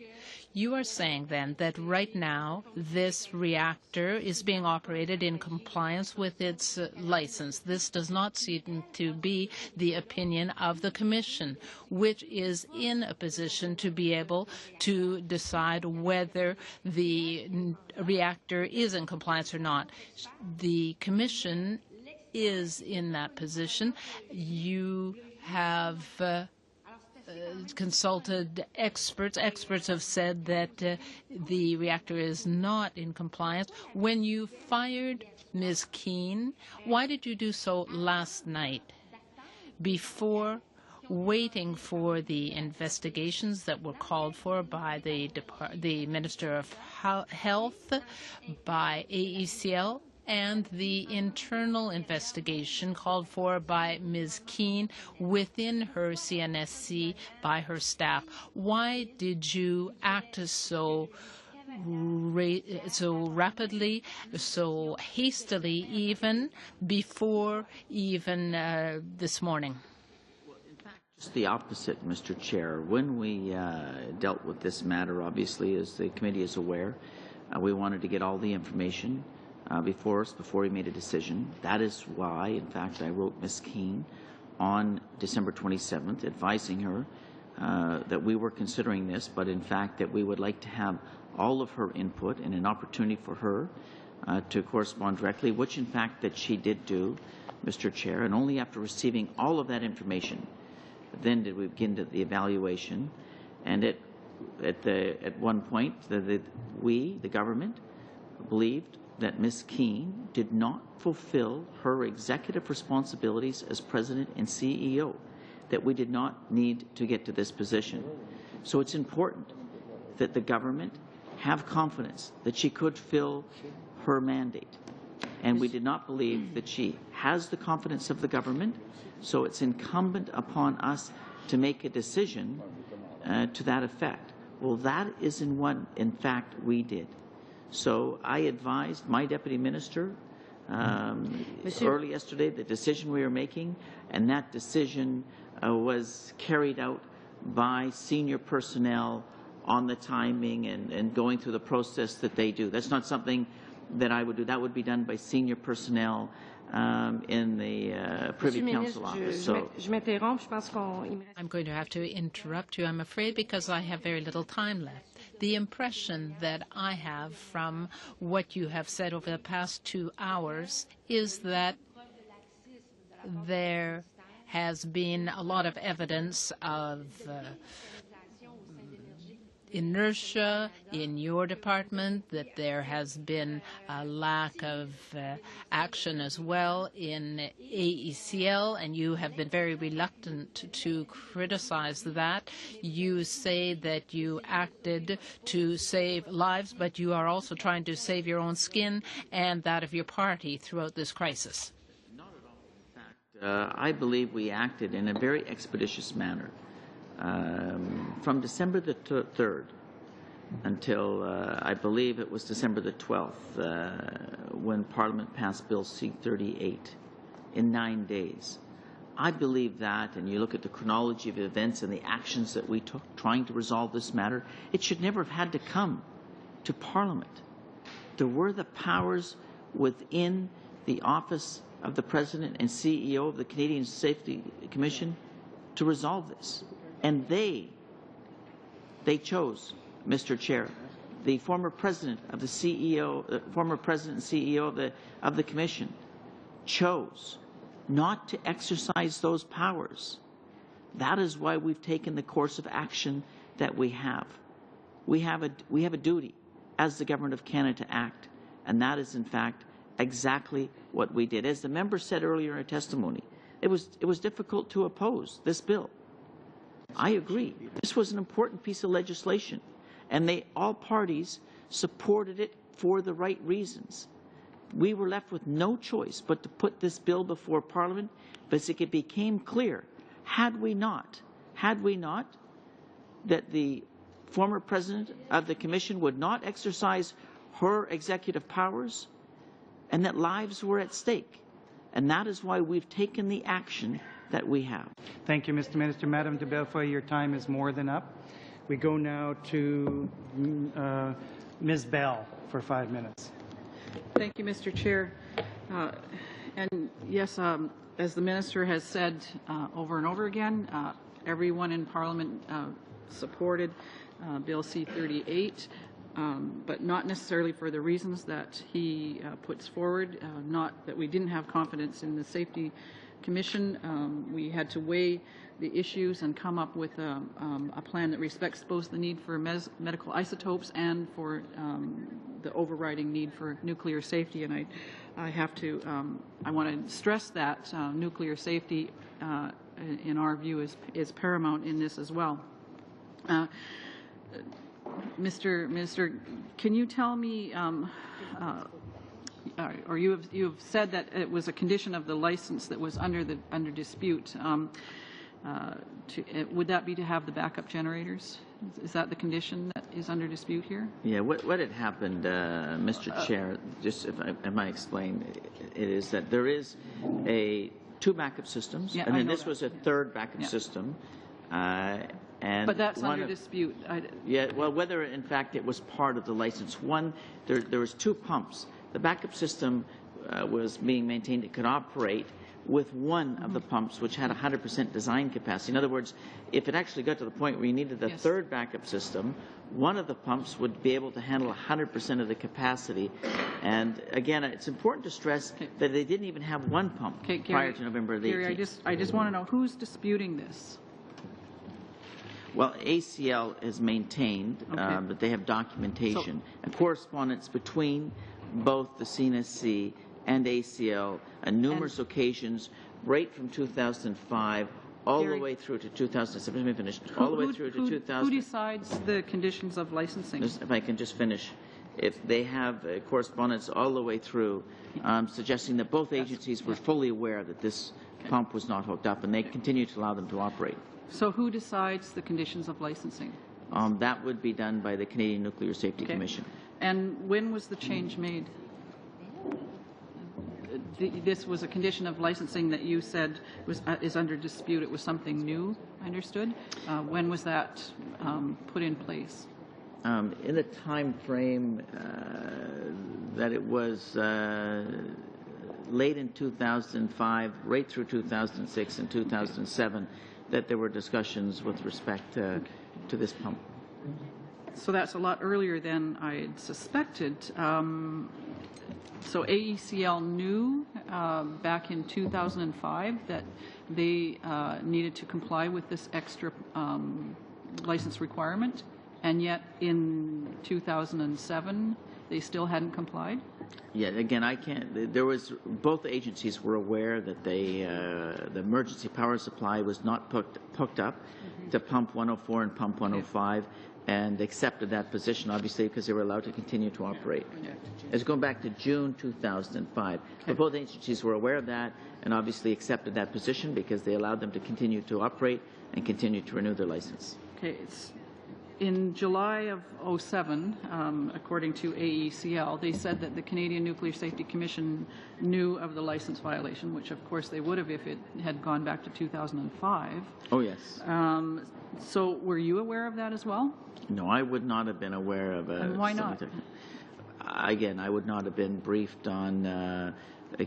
That was never brought to my attention by either the CNSC or AECL. Okay. So wouldn't a violation of a license agreement put in jeopardy any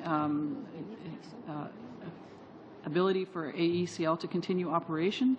If any operation is in violations of its licenses, there is the potential to be shut down for long periods of time. If there was a license violation and if there was a reactor that was shut down, it absolutely would be brought to my attention, but this was not brought to my attention. But it's not a question of if. Well, that's obviously in dispute, Ms. Bell. I mean, there are smoking regulations in facilities that owners of those facilities dispute, but they're law, and if they don't comply, they can be shut down. So, I mean, wouldn't it follow that nuclear safety being so important if Chalk River at AECL was in violation of their licensing agreement, that they could potentially be shut down? Yeah, and again, as and you would not have been, and you were not I can only aware of it. express the facts to you, and that in fact the Canadian Nuclear Safety Commission allowed ACL to continue to operate in the configuration it was right up until November the 18th. Okay. And at that point in time, there were discussions and that's where the problem ensued. And in fact, ACL now is completing that last upgrade of the connection of the emergency power supply system to those two pumps.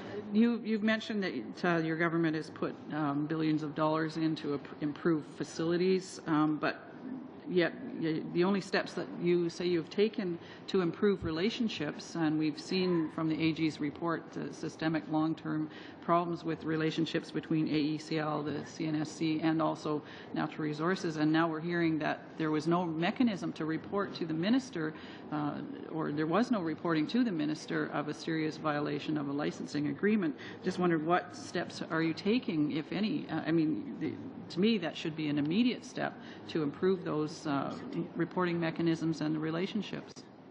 Well, again, I've written letters to both the Canadian Nuclear Safety Commission and ACL, and I've asked both of those agencies, in the event of a shutdown of any reactor in Canada, which is beyond a normal maintenance shutdown, that I am to be advised immediately.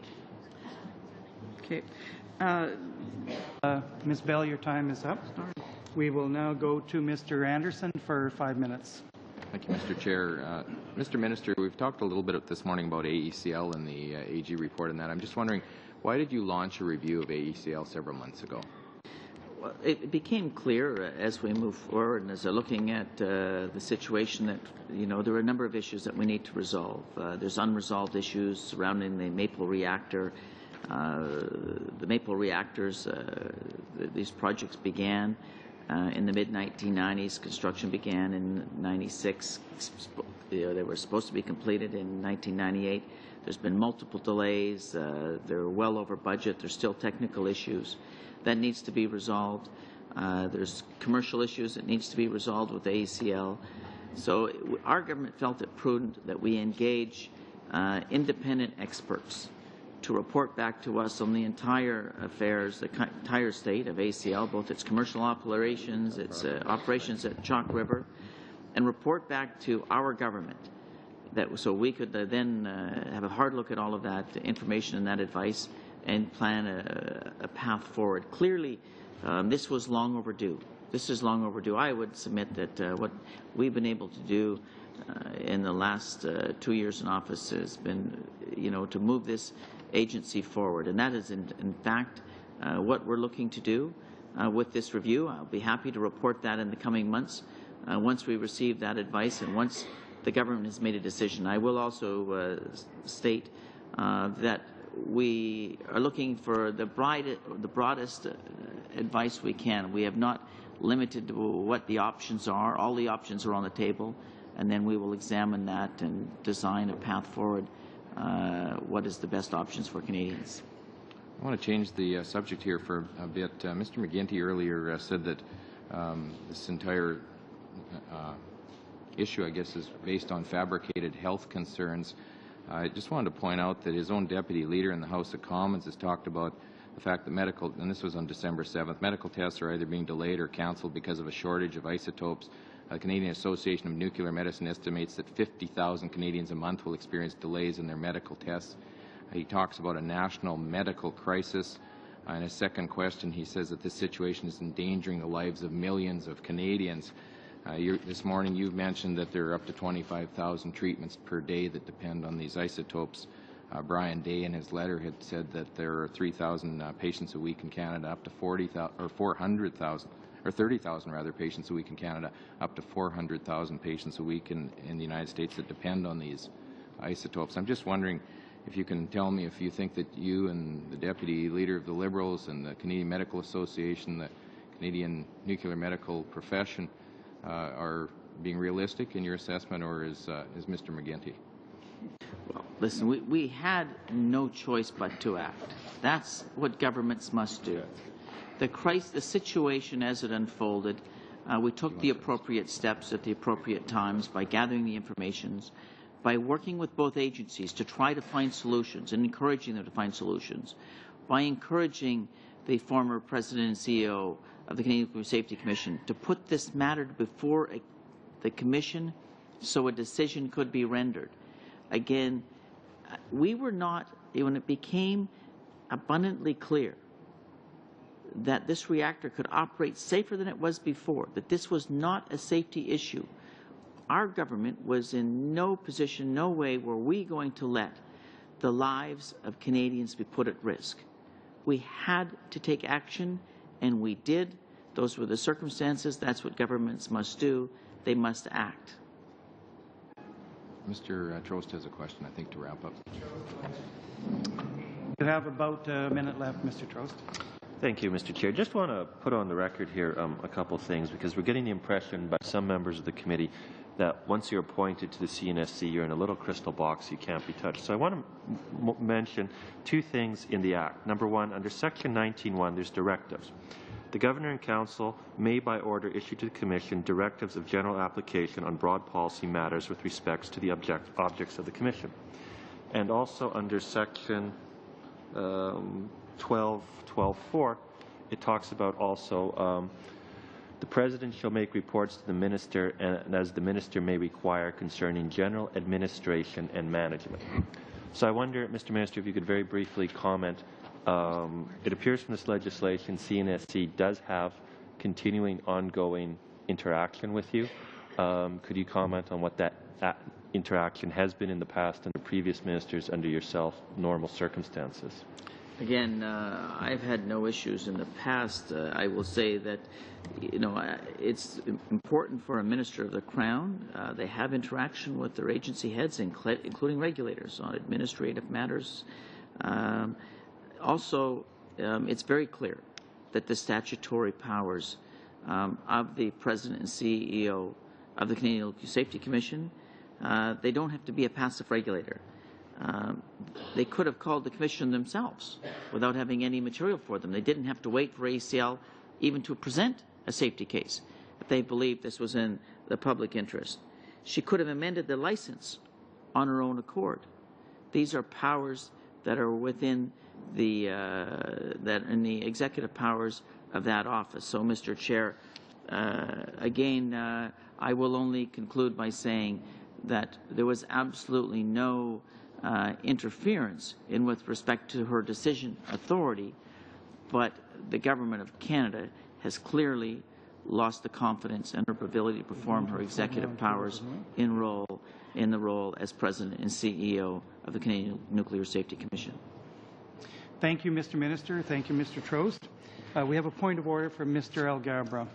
Mr. Chair, before we wrap up, I just have indication that you have some information about this afternoon's meeting, and I'd like us to know about it before we wrap up, and so we can decide what we're going to do.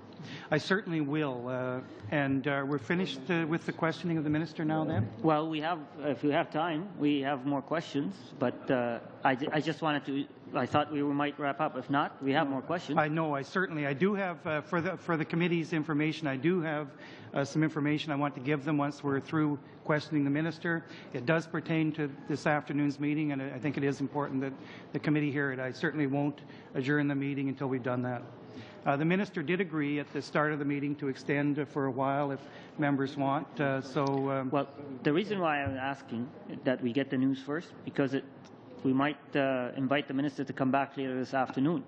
So I just want to hear from you first what the information is. Thank you, Mr. Algabra. Mr. Anderson. Well, Mr. Chair, the minister's been good enough to be here for 2 hours. He's willing to stay for a few more minutes. If the opposition has anything that's seizing their attention, I think that they should follow through with that. And when we come to the end of the meeting, the motion yesterday suggested he should be here from 10 to 12. He's been very generous with his time and done that. So I think that we should move on, and unless there's something that they're absolutely seized with. I certainly won't get into the issue of future committee business with the minister at the table. So we'll finish with the minister and then go on to give the information about this afternoon's meeting. So any other questions for the minister? He's agreed to stay if there are. If they're not, we'll wrap that part of the meeting up. Mr. McGuinty. Sorry, Mr. Chair, just on this point of order, it's very material what will happen this afternoon, because it has a direct bearing on what kinds of questions we may want to put to the minister, who has kindly agreed already to extend his stay, and we welcome his stay. And I think it would be very important for all committee members, I'm sure the government members would want to hear if there are any material changes to this afternoon's plans. And that would have, I think, a direct bearing on the questions that all members of Parliament, I'm sure, would want to put to the Minister. Thank you, Mr. McGuinty. Madame de Bellefoy. Oui, peut-être une dernière question. Perhaps one last question to the Minister. When AECL... On the point of order. Oh. And so we will continue with that. I'm just...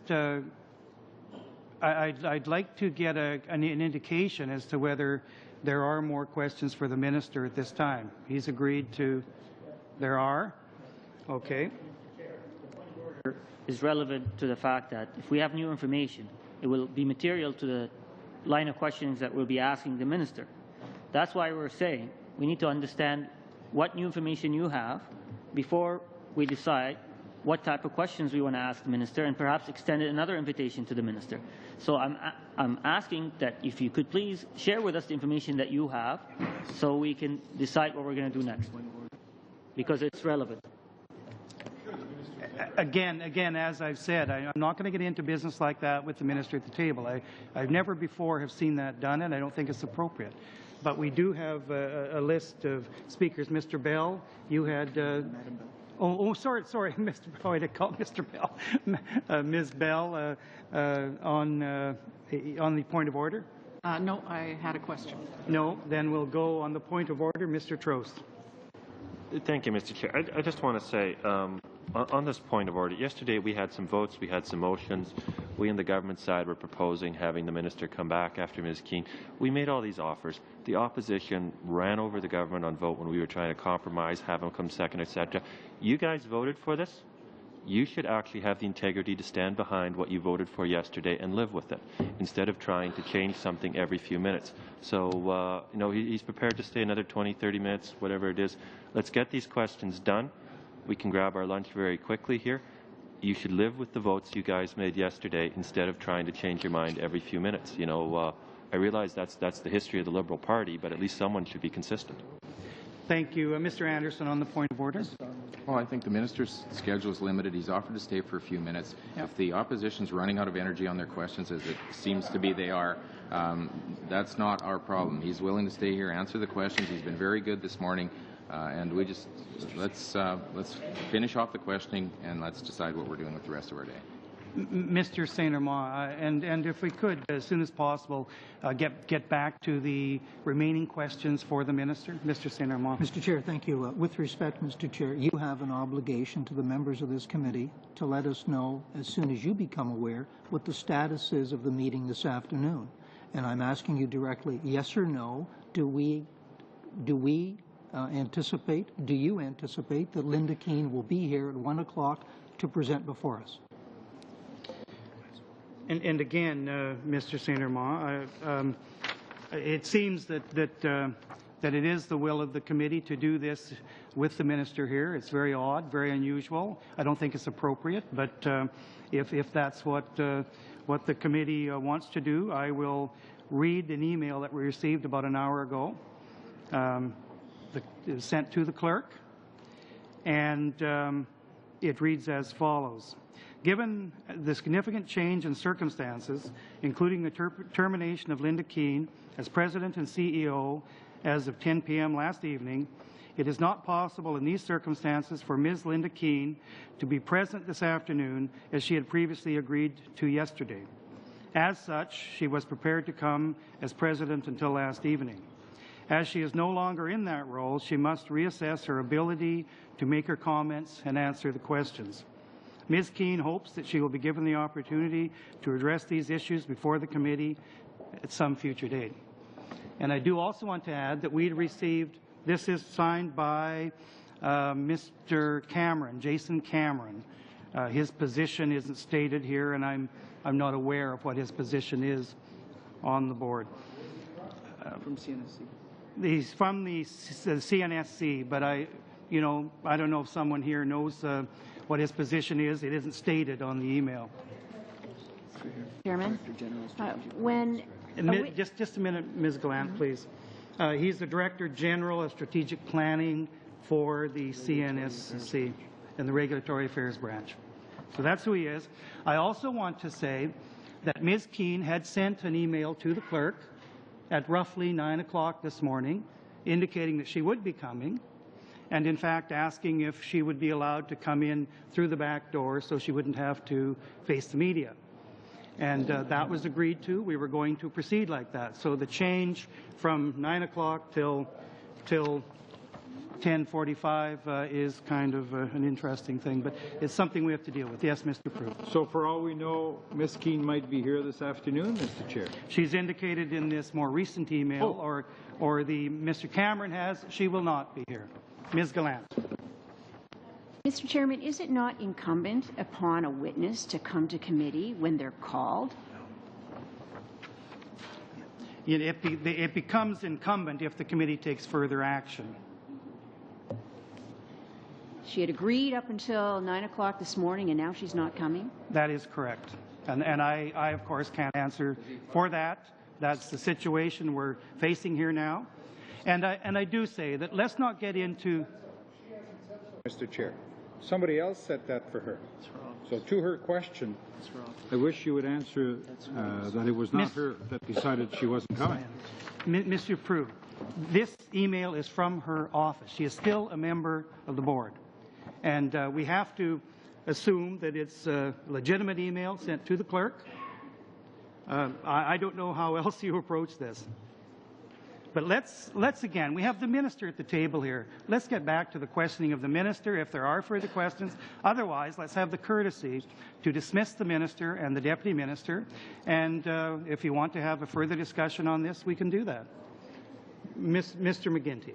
Mr. Chair, I would suggest we continue with questions for the minister, who has graciously accepted to stay. And I think one of the ways of dealing with the email you have received from another officer is to, in fact, find out through the clerk whether the officer who sent you the email is authorized, in fact, to speak for Linda Keene. This is what I'm trying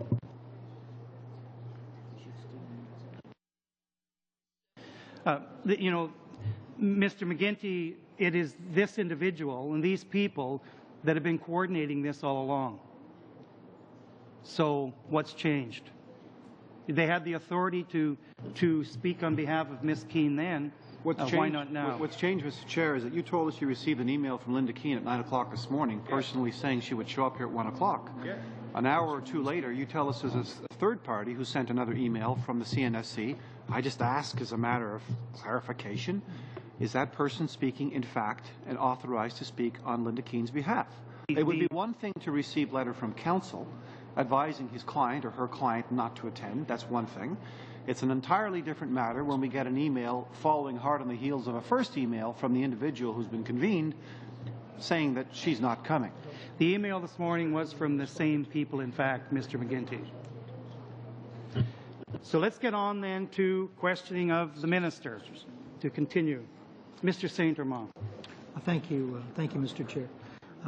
Mr. Lunn, it's been, or Minister Lunn, it's been a very eventful 12 hours, 24 hours for Ms. Keene. When was the fact of her firing conveyed to Ms. Keene? Again, that's not something that I would do, and I want to stress that, in fact, she remains a full-time member of the commission. We understand that. But and she's been removed in her position as the CEO president, you correctly pointed out. That decision was conveyed yesterday morning by myself to the officials, and they would have carried that out. And again, I was notified that, in fact, it was in the evening that it was done, but there's a process that's evolved, and maybe the deputy could add more to that. Mr. Chair, it's important to note that Linda Keene, in her role as chair and president, is a GIC appointment. So the decision that was made by the minister was early yesterday morning, and I understand that it took the balance of the day to have the GIC processed, and that Ms. Keene was advised last evening. So Ms. Keene was advised sometime yesterday that although yet a member of the commission, she was being fired from her position as president of the commission. How was it actually conveyed to her? Telephone, email, letter? Point of order. Point of order over here. Well, Mr. Anderson. Just to clarify what Mr. Armand is saying, didn't one of the emails suggest that she received news at 10 o'clock last night? Is that? one of the ones you read, I think. No.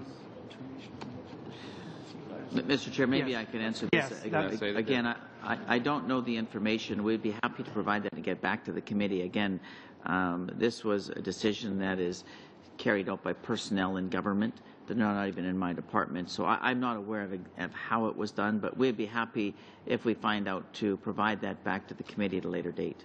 Well, there's Monsieur Saint-Armand, was your question on the time that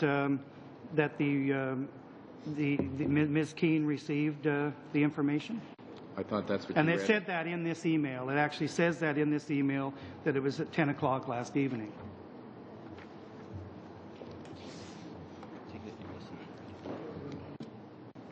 There's no if about it, Minister Lund. You will obviously find out. You will know how it was conveyed to her and when, and you will provide that to the committee. I just said that, yes. Right.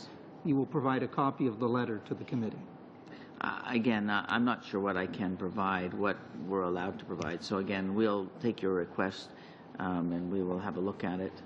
I'm not sure what's protected, what's not. Again, this was a process that was carried out by senior personnel in government. Right. The decision itself, though, to fire Ms. Keene was your decision as of yesterday morning. It was a recommendation that I would have made that would have went to a GIC and through that process. But on my recommendation, it would have then been carried out. And the involvement of the Office of the Prime Minister with respect to that decision was what? Oh, he would have been made aware of it as well. There's no question. He personally or his office? Again, I have no doubt that he would have been made aware personally. I mean, these are serious decisions, and there's no way they would not be made without him being aware of these as all. Again, it would be my recommendation, and there's no question that the Prime Minister would be made aware of this. And you would have conversed, I take it, directly or personally with the Prime Minister? No, I have not. You haven't? No, not this week, not after this decision was made, not personally, no. All right. And you've made in your December 27th letter to Ms. Keene some very serious defamatory allegations with respect to her. I'm asking you if you can provide a single instance of personal misconduct on her part or an example of where she failed to meet expected performance standards. We believe that, again, on reviewing the information and her response and all the information made before us, that she did not fulfill her responsibilities, her executive responsibilities as CEO and President of the Canadian Nuclear Safety Commission. And in fact, it is the position of this government that that position is at pleasure. I'll leave my remaining time for... Go ahead, please. You have about 3 minutes. Thank you, Mr. Chair. Following on the comments made by Ms. Doyle about a GIC, in a previous life, Minister, I used to be a GIC. I know a little something about the rules about discharging GIC responsibilities and removing GIC appointees, but I want to point to a letter that you were sent directly by Linda Keene on January 8th. That's 8 days ago. Here are some of the operative paragraphs she has quoted to you. She said basically that your comments concerning the NRU reactor are examples of improper interference with both the institutional independence of the CNSC and with the administration of justice. She says that the independence of quasi-judicial bodies like the CNSC there is a fundamental element of independence, and that includes the security of tenure for members. She says that courts throughout Canada have given voice to this important principle, which provides that tribunal members cannot be capriciously removed from the office because of decisions made by them in the discharge of their duties. She says that because of that, permanent members of the Commission hold office during good behavior and may only be removed for cause. She's also saying to you that she was advised that a permanent member cannot be removed from the office of President without cause. She says that your letter does not contain a single allegation of personal misconduct on her part or even any allegation that her actions fell below expected performance standards. Then she goes on to say that in the 7 years since she was first appointed, no allegations ever been made that she failed to execute the duties of her office. Moreover, she says she has chaired both the International Convention on Nuclear Safety, the Heads of Administrative Tribunals Forum, to the support and respect that she has earned from her peers and colleagues all over the world. I ask you again, following up on my colleague's question, can you give Canadian people who are watching, Minister, the specifics? Under the law, why have you decided to fire Linda Keane? What are you relying on when she clearly now has got you in a corner, hasn't she? No, in fact, Mr. Chair, what we did was the former President CEO of the Canadian Nuclear Safety Commission has lost the confidence of the government in fulfilling her executive responsibilities in that role. We believe that it was incumbent upon us to make the change on reviewing the facts, on reviewing her response, and in fact we have made that decision. The government's position is that the designation as President is in fact held at pleasure. Thank you, Mr. Chair. Mr. Go ahead. I know that my colleague, Mr. Alghabra, has a question, but I'm going to ask again for the record. What specifically, what evidence are you prepared to table in this committee for Canadians to justify your decision to fire Linda Keane? Again, Mr. Chair, we do not believe that she executed, and the evidence is there, that she did not execute her responsibilities in her role, her executive responsibilities in her role as President and CEO of the Canadian Nuclear Safety Commission with the events surrounding the medical isotope issue, and in fact, our government has acted accordingly. Okay, I will go to Mr. Alghabra, no, Madame de Belfou, but before I do that, I would like to say that the clerk has received an email from Mr. Cameron. He just called to say that the statement which I read was authorized by Ms. Keane. So you have your answer to that. All right, to Mr. Alghabra. Pardon me, Madame de Belfou. Yes, Mr. Anderson, point of order. I think the committee should understand the minister has matters to attend to at 12:30, so he can't stay forever. So yeah, I just want to make let's that point. two short questioners here, and then we'll allow the minister to go. He has commitments at 12:30. Very generous of him to have extended for that amount of time. Madame de Belfort. Merci, Monsieur le Président. Thank you, Mr. Chairman. Minister, you told me earlier that right now the reactor is in compliance with the license rules. You told me that, and you can confirm that, I'm sure? Yes, in fact. Very well. On November 19th, if we go back to that date, when a routine inspection was undertaken, it became evident when AECL reported to CNSC, there was a lack of compliance with the license conditions. And on November 22nd, AECL decided on its own, voluntarily, to shut down the reactor on an extended basis. This was not a request or an order from the president of the CNSC. It was AECL that decided to shut down the reactor on its own. So my question, Minister, might seem very simple to you. If the nuclear reactor is in compliance, if there was a dispute with the Commission, why did AECL decide to extend the shutdown if it felt that it was in compliance with the license? It had an opportunity and the power to start up the reactor without the permission of the Commission if apparently it was in compliance with the license. Why did it extend the shutdown?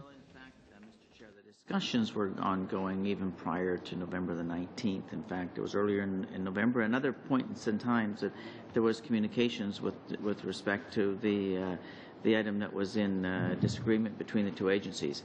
I'm advised it became clear to AECL in their discussions, and their discussions were daily, trying to resolve this issue, that it became clear to them that they did not have the permission of the CNSC to restart it. And in fact, that was confirmed by the former President and CEO of the Canadian Nuclear Safety Commission on December 6th, that had they restarted, she would have shut them down. In fact, she did make that statement. So it was clear that they were not able to restart. They did not have the permission to restart in their discussions with the Nuclear Safety Commission. So they elected, obviously they didn't have permission, so they continued to engage in a dialogue, proposing different solutions, working with the Commission to try to prevent the situation that they ended themselves in. Thank you, Madam de Bellefoy.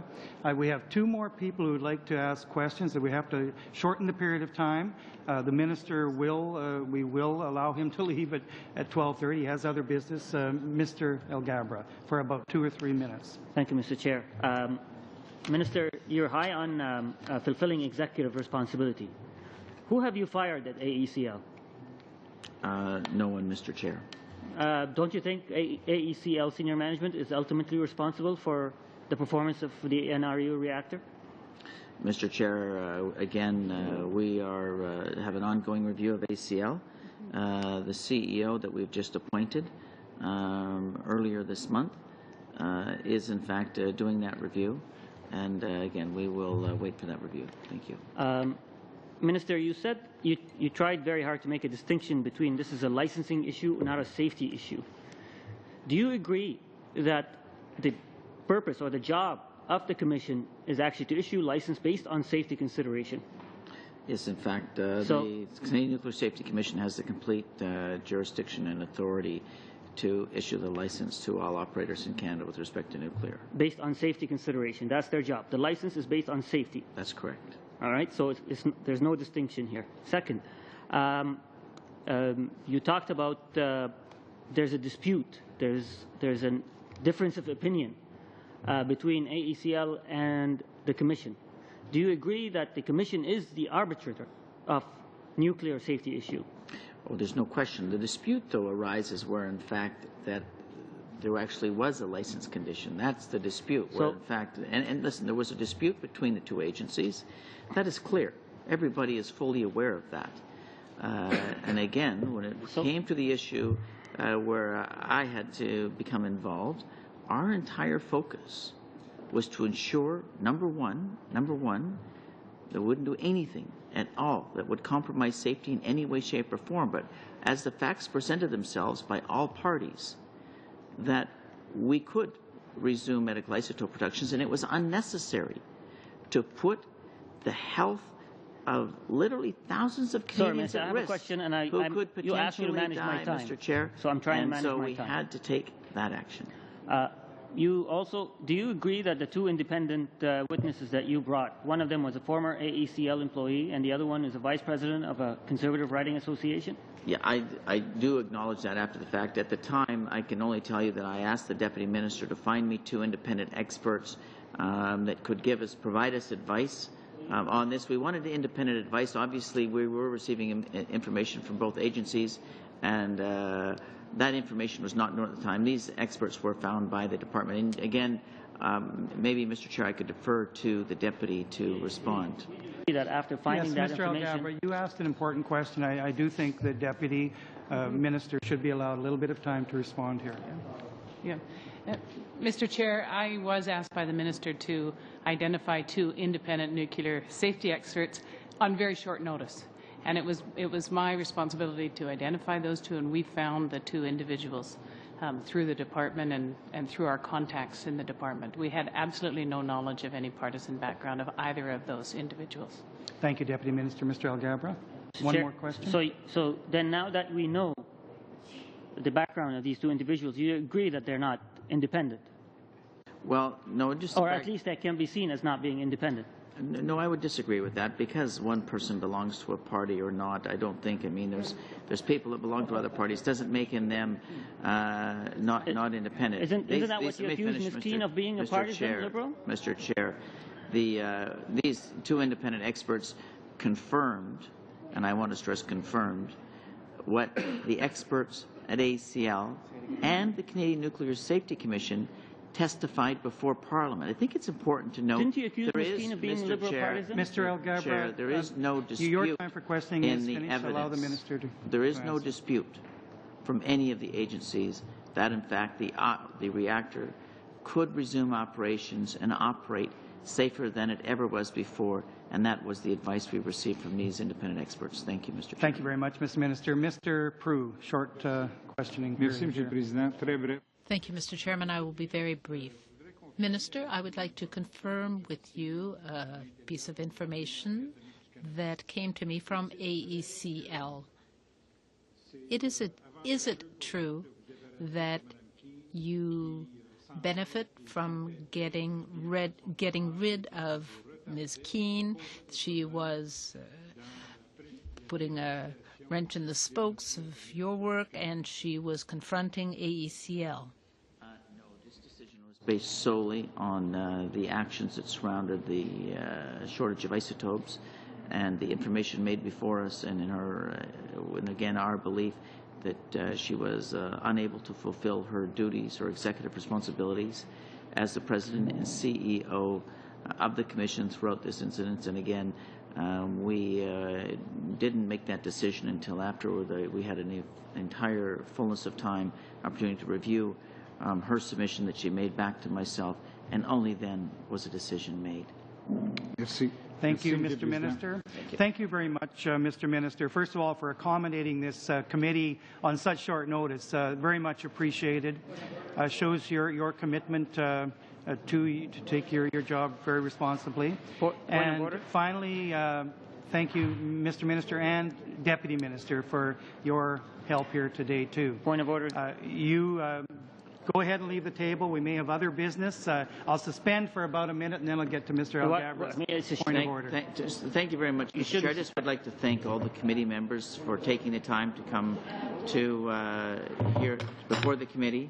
I appreciate the opportunity to put all the facts and the records on the table. And again, I want to thank all the committee members for returning to Ottawa on the break time when they're supposed to be out there with their constituents. So thank you very much. I look forward to seeing Thank you very in much, house Mr. soon. Minister. Mr. Alghabra, Thank yes, you, point Mr. of Chair. order. Very brief. I just want to remind the committee that we've agreed after we hear our witness, we will decide what more witnesses we're going to need, and we might be inviting the minister back again like we said. That's all. Absolutely. He's made himself readily available, and the committee certainly can decide to make that request. Is there, maybe there's no need to suspend then? Is there any other business that the committee wants to deal with right now? What do we do with the meeting this afternoon? We have to decide that. Ms. Bell. Thank you, Mr. Chair. And I had a couple more questions for the Minister, of course, but didn't get to ask them. And one of them was on her capacity as coming to see us as President of the Nuclear Safety Commission. And now she won't, it's my understanding that she will not be here at 1 o'clock. And of course, she won't be here at any time as President because she's no longer in that role. So will we now have to reissue the invitation to her as Ms. Keane in whatever capacity she is in on the board? Yeah, the clerk made it clear that the invitation is for her. Okay. So that invitation stands, and the committee can decide how to deal with it from here. Mr. Alghabra. Mr. Chair, I just suggest, since we've already planned to be here at 1 o'clock, that the committee meets at 1 and to discuss future business. Okay. Or make it 1:30 since we got an hour. You've heard the request. Mr. Anderson. We're here already. Let's decide what we're going to do. Why would we leave and come back and then possibly decide that we're not going to be meeting? We can decide in the next 5 minutes what we're doing this afternoon. There's no witnesses. Why would we spend 2 hours here talking about what? 2 hours. We need to discuss what the future. Let's have the discussion. Let's have the discussion. Okay, so you've heard the suggestion that we have that discussion now. Input on that, Madame de Belfoy. I understand the impatience on the part of the Conservative Party, but I think we need to take a few minutes to eat. And I'm wondering, Mr. Chairman, whether the Clerk could perhaps call AECL. Maybe we could have witnesses from AECL, because I have a lot of questions for them. And we could take the opportunity with everyone here. There were questions that were not answered by the minister, and we could ask them of AECL. Of course, the committee can invite whoever they wish to invite. So is there any other business of the committee before we adjourn this meeting? Again, we have to decide what to do with this afternoon's meeting. We've had a suggestion. We've had a counter suggestion. Is the committee ready to deal with the future business right now? Mr. Chair, Mr. Prue. May I make a suggestion? Not because of my travel arrangements, because I'd have no credibility in this, but we had planned on sitting from 1 to 3, so I think we should come back after lunch, but let's limit the time so that we don't run until 5 o'clock or 6 o'clock, because I understand people have travel arrangements that have been made. Now, if we summon people from Atomic Energy, my understanding is that it takes, what, an hour and a half or 2 hours from, pardon? 2.5 hours. So, well, let's meet back here at 1:30, Mr. Chair, and we can discuss this. Mr. Prue, we do have food here for committee members and for House of Commons staff working with the committee. Mr. Anderson. My suggestion is if we're going to break, why don't we meet in 15 minutes, 15 or 20 minutes, 10 to 1 or 1 o'clock, whatever, and have something to eat and then come back. We'll come back at 1 o'clock. It was a scheduled meeting time. That meeting can't occur, but it is time which I'm sure all members have blocked off, or at least part of it. So, Ms. Bell, one final comment before we adjourn this meeting. I'm sorry, could you just clarify what you just said, that we are coming? We'll come back at 1 o'clock and discuss future business. Okay, then I'll leave it till then. Thank you, Ms. Bell. Meeting adjourned. Do you want